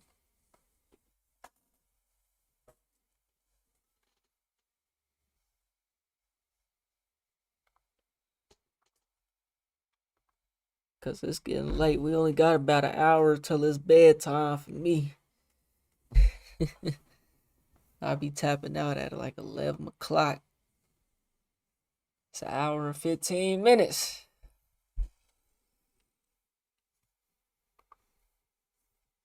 Let's see, we up to 1, 2, 3, 4, 5, 6, 7, 8 videos on this stream, man. I think I am gonna upload this stream to Spotify, man. So I'm gonna have to see. We'll probably go ahead and just do this video, this Lori Harvey video. Although I'm not really feeling it. Losing a woman that is attractive is something that's hard to do. Losing a woman that's attractive is something that's hard. That's not true. Hold on. Losing a woman that is attractive is something that's hard to do. That's not hard to do. The woman could replace you. That attractive woman could replace that man faster than that man can replace that woman most of the time. Not because you just love them or you miss them or you had good times with them. It's just the whole idea that, man, you had a bad one and you didn't fumbled her. How did you let her go? It could be hard getting over it. Oh. He's right, you know. And this is a situation that most likely happened to Michael B. Jordan. They broke up in June 2022 after about 1.5 years together, and it was a lot of support behind this relationship. It was like the new black love. And we all know how those relationships can pan out. People start rooting behind you. Same thing with like Tia Mowry, Corey Hardrick, Papoose, and Remy Ma. Michael B. Jordan and Lori Harvey was the next big couple that the community wanted to see to come together. But all I never even knew they was together. Things eventually come to an end. And afterwards, Michael B. Jordan took a lot of heat from Lori Harvey's fans, Lori Harvey herself, Lori Harvey's mom, a lot of cryptic posts being put out there. Y'all owe that man an apology. And again, when you're a successful black man like Michael B. Jordan, you're not allowed to be petty. Like, just think about it. Whenever Tia Mowry is dissing Corey Hardrick or talking about she's not going back to a situation that doesn't serve her, you think that Corey Hardrick isn't upset. You think that he doesn't want to say anything back. But you want to know what? He can't say anything back. How dare a black man in the industry respond to a black woman who's throwing yeah, you're sassy. You're sassy. That's what they're gonna call shots at him because it looks very immature and you look like a man that is a misogynist. Woo! So you we still dropping frames. Unfortunately, as a black man, especially if you have any substance, you gotta take it on the chin. And it hurts when you take it on the chin. People are out making fun of you, saying whatever they want to say. And if you're the average black man, you gotta get up there, put your clothes on every day, cry yourself to sleep, get to work and try to rebuild your life while your ex-wife or ex-girlfriend, for whatever reason, is going on and doing her thing. And that's exactly what happened when Michael B. Jordan and Lori Harvey broke up. He was just like us, putting it all back together. But while Michael B. Jordan was being silent and just working on his craft, Lori Harvey was still running her mouth. So figuring out what your non-negotiables are, never waver on them. And if also just not being afraid to walk away from something that is not fulfilling you, making you happy, you know, serving you. Oh, that's what women do best. Bringing out the best in you, being able to walk. Meanwhile, a man never walks away when a woman is draining his fucking bank account. Away from that and be like, okay, this isn't for me, and let me move on. And not feeling any shame about that. I feel like as women, they try to shame us into, you have to stay with this one person, or no, because what are people going to think? F what people think. It's your life, and you have to be happy, and you have to be fulfilled with that at the end of the day. So whatever that looks like, go do that. And she literally just couldn't stop. Ding Dong has the nerve to get online and say that she left a good man to chase better options. You know how many women in this world want Michael B. Jordan? Man, what the hell? I just lost my sound effects, bro. Are you serious right now? Oh, boy. Yeah. Look, yeah, I hear it.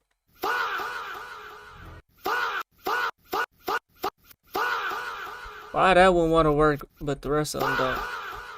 Technical difficulties. But yet, she still ain't upgraded shit. Like, who did she upgrade? I know shit's going wrong because I'm looking at the stream and my shoulder is cut off, but that's not what it's showing on my OBS.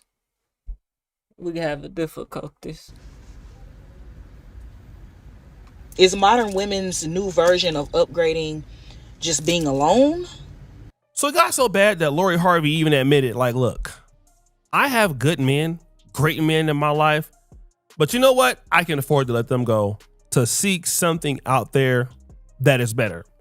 And that's interesting because we really... She's got good, but she wants better, huh? Really gotta look at who improved since June 2022 to see who's better. Now, we already hear Lori Harvey talking about the idea that she will not settle for something that does not serve her. In other words, it must make her happy regardless if it makes you happy.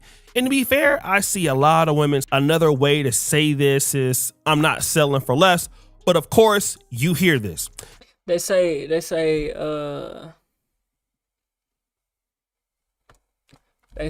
a woman will leave a man for her happiness. A man will leave his happiness for the woman. Now, before 2022, Michael B. Jordan had starred in Creed. But after 2022, not only did he star in Creed 3, he directed Creed 3. Woo! This would be his first major directorial project. So instead of worrying about Lori Harvey and how she felt, he started to worry about himself. Let's go to the 2025 hit film Sinners, which grossed about $369 million worldwide and earned major award nominations. He continued to headline studio films and big time projects, and he focused heavily on the work, and he had what?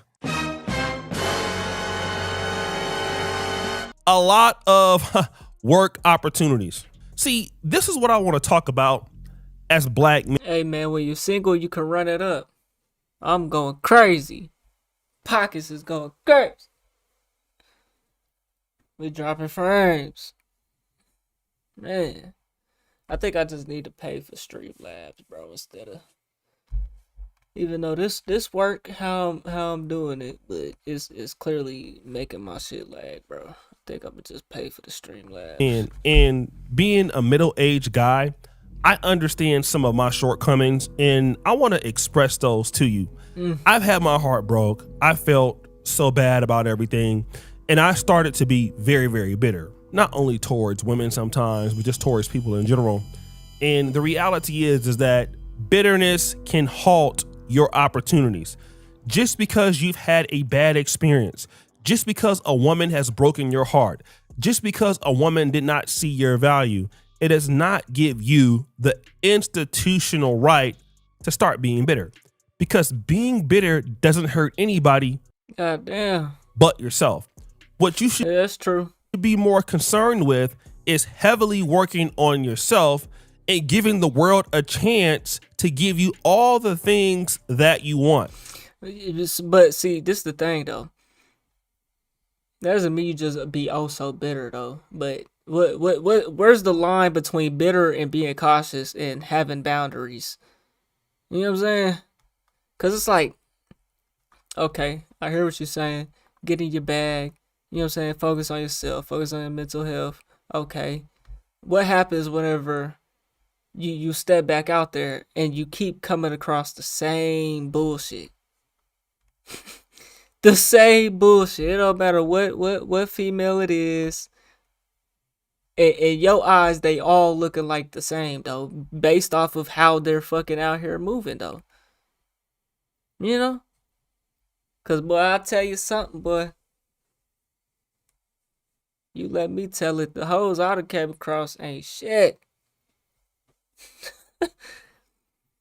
Hoes I came across ain't shit. But I reason with them though. I reason with them. You know, I'll ignore shit that is a red flag, and then come to find out, oh yeah, it's like this was shorty. I fell back on her, and then come to find out she had a whole boyfriend. I wasn't wrong about falling back, nigga. I wasn't wrong about falling back. No, I felt the energy, and then come to find out I was right. Despite focusing on negative situations and problematic circumstances. If a woman doesn't see your value, cool. If a brand doesn't see your value, cool. If a business partner doesn't see your value, cool. You can never help how they see you, but you can help how you see yourself. And how you see yourself ultimately changes and it compounds over time. How you see yourself is that man. You know what I'm saying? Been that man. Gonna remain that man. Other people will see you. So when you're good, you're focused, you have a right attitude, you can accept that somebody screwed you. Why is the stream lagging so hard right now? Because the battery is dropping and dropping and dropping. Yeah, I know what it is, man. I know what it is. I know what I gotta do. So we gonna make that adjustment. For the quality, man. For the quality. You over, it's okay. People will give you more opportunities because you're focused on always delivering value. You see, immature people go around in the world determining what the world needs to give to them when they don't got shit popping or going on. Woo! You would expect little girls to talk like that or little boys to talk like that, but not adults, because nobody is going to serve somebody that can't really do anything for them. That's just the reality of the situation, right? You have to be able to give something before you can give something back. And even Michael B. Jordan understood this. He was already an A-list actor, but he added on some credentials. He became a director. What else does he have to have for Lori fucking Harvey, bro? Like, get the fuck. That bitch ain't shit. She the one need to add to herself. That nigga didn't have to add nothing to himself. That nigga got in his bag and locked in being single. Or I don't know what he doing with himself, but nigga locked in. Lori Harvey the one need to do that shit. Not Michael B. Jordan. She the one losing. Producer. And his star shined even brighter after the breakup. He expanded into blockbuster and award caliber projects, which shows he had a clear momentum upwards, not downwards. Now stop the show. You see, a lot of ladies want to see you after y'all break up, and they want to be able to point to the fact that and your momentum went downwards after them. That may happen. My shit went up, boy. Yeah, I see the consistency of me. If I had a woman right now, boy, I'd be struggling to balance this shit, bro. Like I was doing last year, nigga. Some of the time, but typically it doesn't happen because all we got to do is look at the man's life. I've been locked in ever since I moved. Life after you and look at his life when he had you. Or we can look at your life after you and let's look at Lori Harvey's life. Now, she's had some solid growth, but it's been less dramatic. She still ain't married. She's been spinning the block. She is still modeling and has some campaigns, but she's not risen to the value of Michael B. Jordan. And I'm going to tell you why, because she never felt the need to do so. Of course, she has a skincare brand and a swimwear and some. Why would she have to do that? Her value is her looks. Her value is her family. She doesn't have to do nothing. Fashion ventures, but none of them have risen to the level of Michael B. Jordan's career aspirations, because Michael B. Jordan is concerned about providing value all the time, and Lori Harvey is concerned about giving the world whatever she feels like giving the world, and it works when you're hot, but it doesn't work when you're 45, and it doesn't work when you're 50. It works when you're already a high-profile model and influencer, and you have the Steve Harvey connection. But after a while, you have to give the people what they want and not what you want to give them.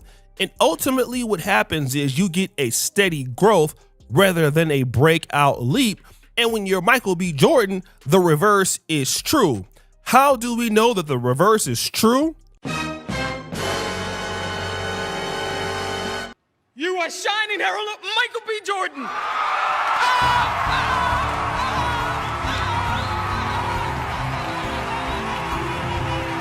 On March 1st, 2026, Michael B. Jordan would win some more awards.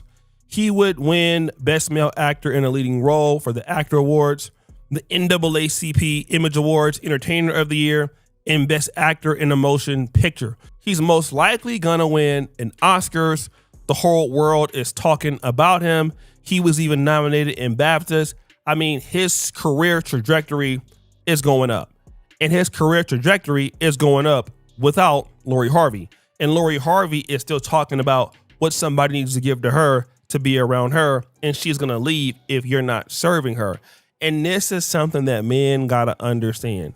Men are not here to serve women. Woo! Nope. Men are here to reciprocate value with women. And that's a hard pill for some of these ladies to swallow. Unfortunately, trying to give value to somebody who thinks that they need to give it to you is a losing trend, because I'm going to tell you why. I don't care how fine the lady is. Typically, nobody is going to long-term give her that value just based off GP. I mean, you see all these fine chicks all the time, all across the world, have a hard time getting married. Nobody takes them serious. And it's just because dealing with them is such a hassle that why are you there? They don't know how to fucking act. And if you have your opportunity as a man, you're going to be able to go someplace anyway. And I'm telling this to the brothers out there that may have went through a hard breakup recently. You feel as if the world is against you. Women are treating you unfairly. Just trust me. It happens to everybody. Don't think that you're the only one that's going through it. We all go through it. I mean, I'm in my 40s and I probably might go through it again. That's point, bro. I'd probably be depressed, bro. I don't want to be that old, nigga, still dealing with bullshit, nigga. I ain't trying to be that old, still dealing with the whole bullshit, man. Fuck, bro. They gonna be depressed in a motherfucker, boy.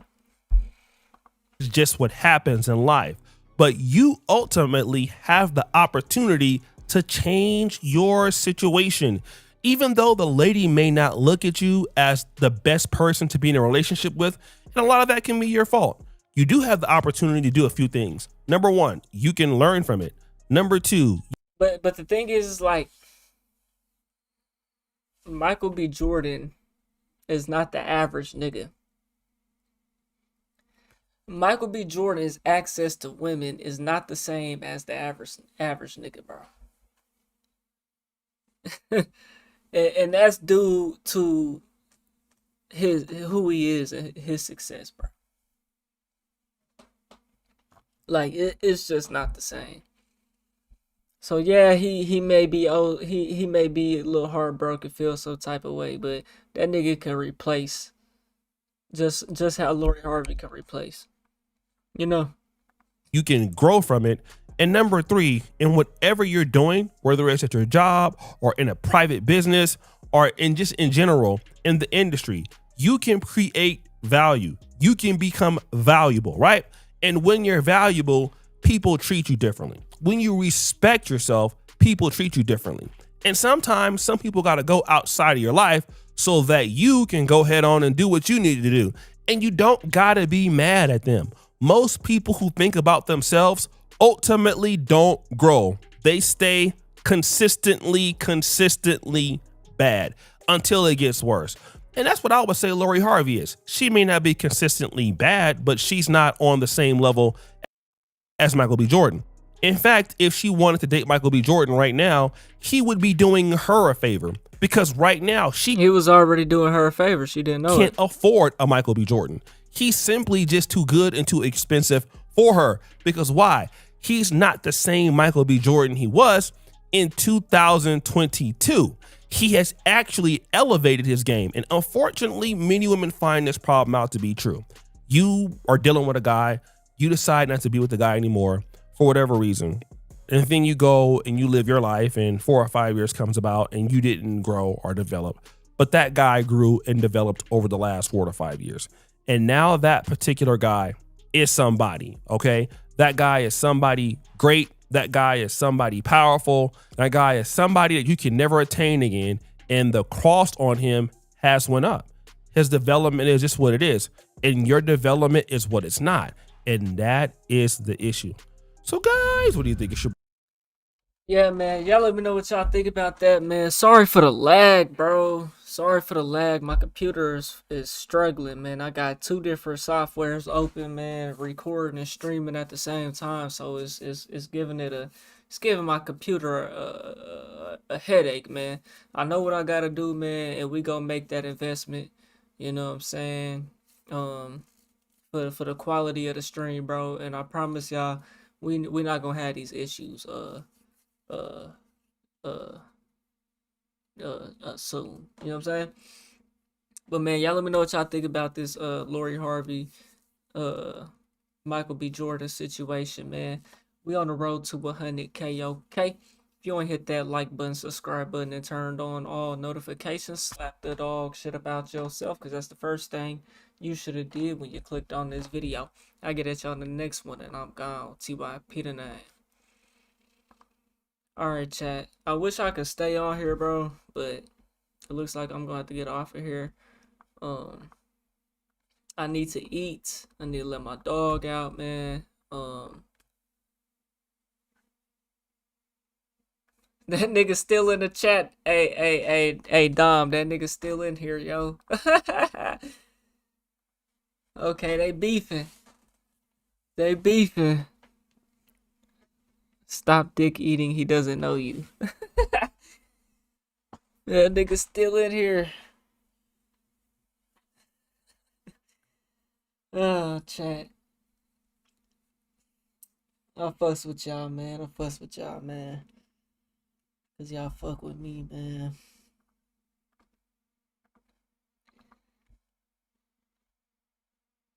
What did I just do?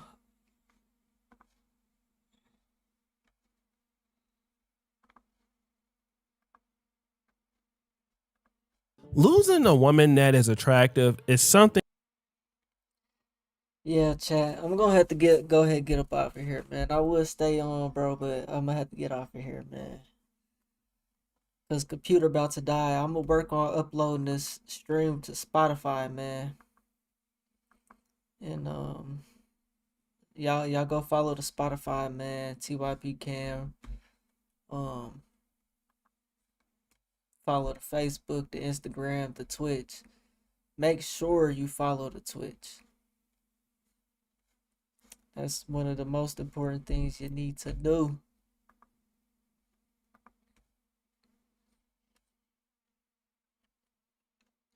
I'm gonna get at y'all on the next one, man. I'm gone.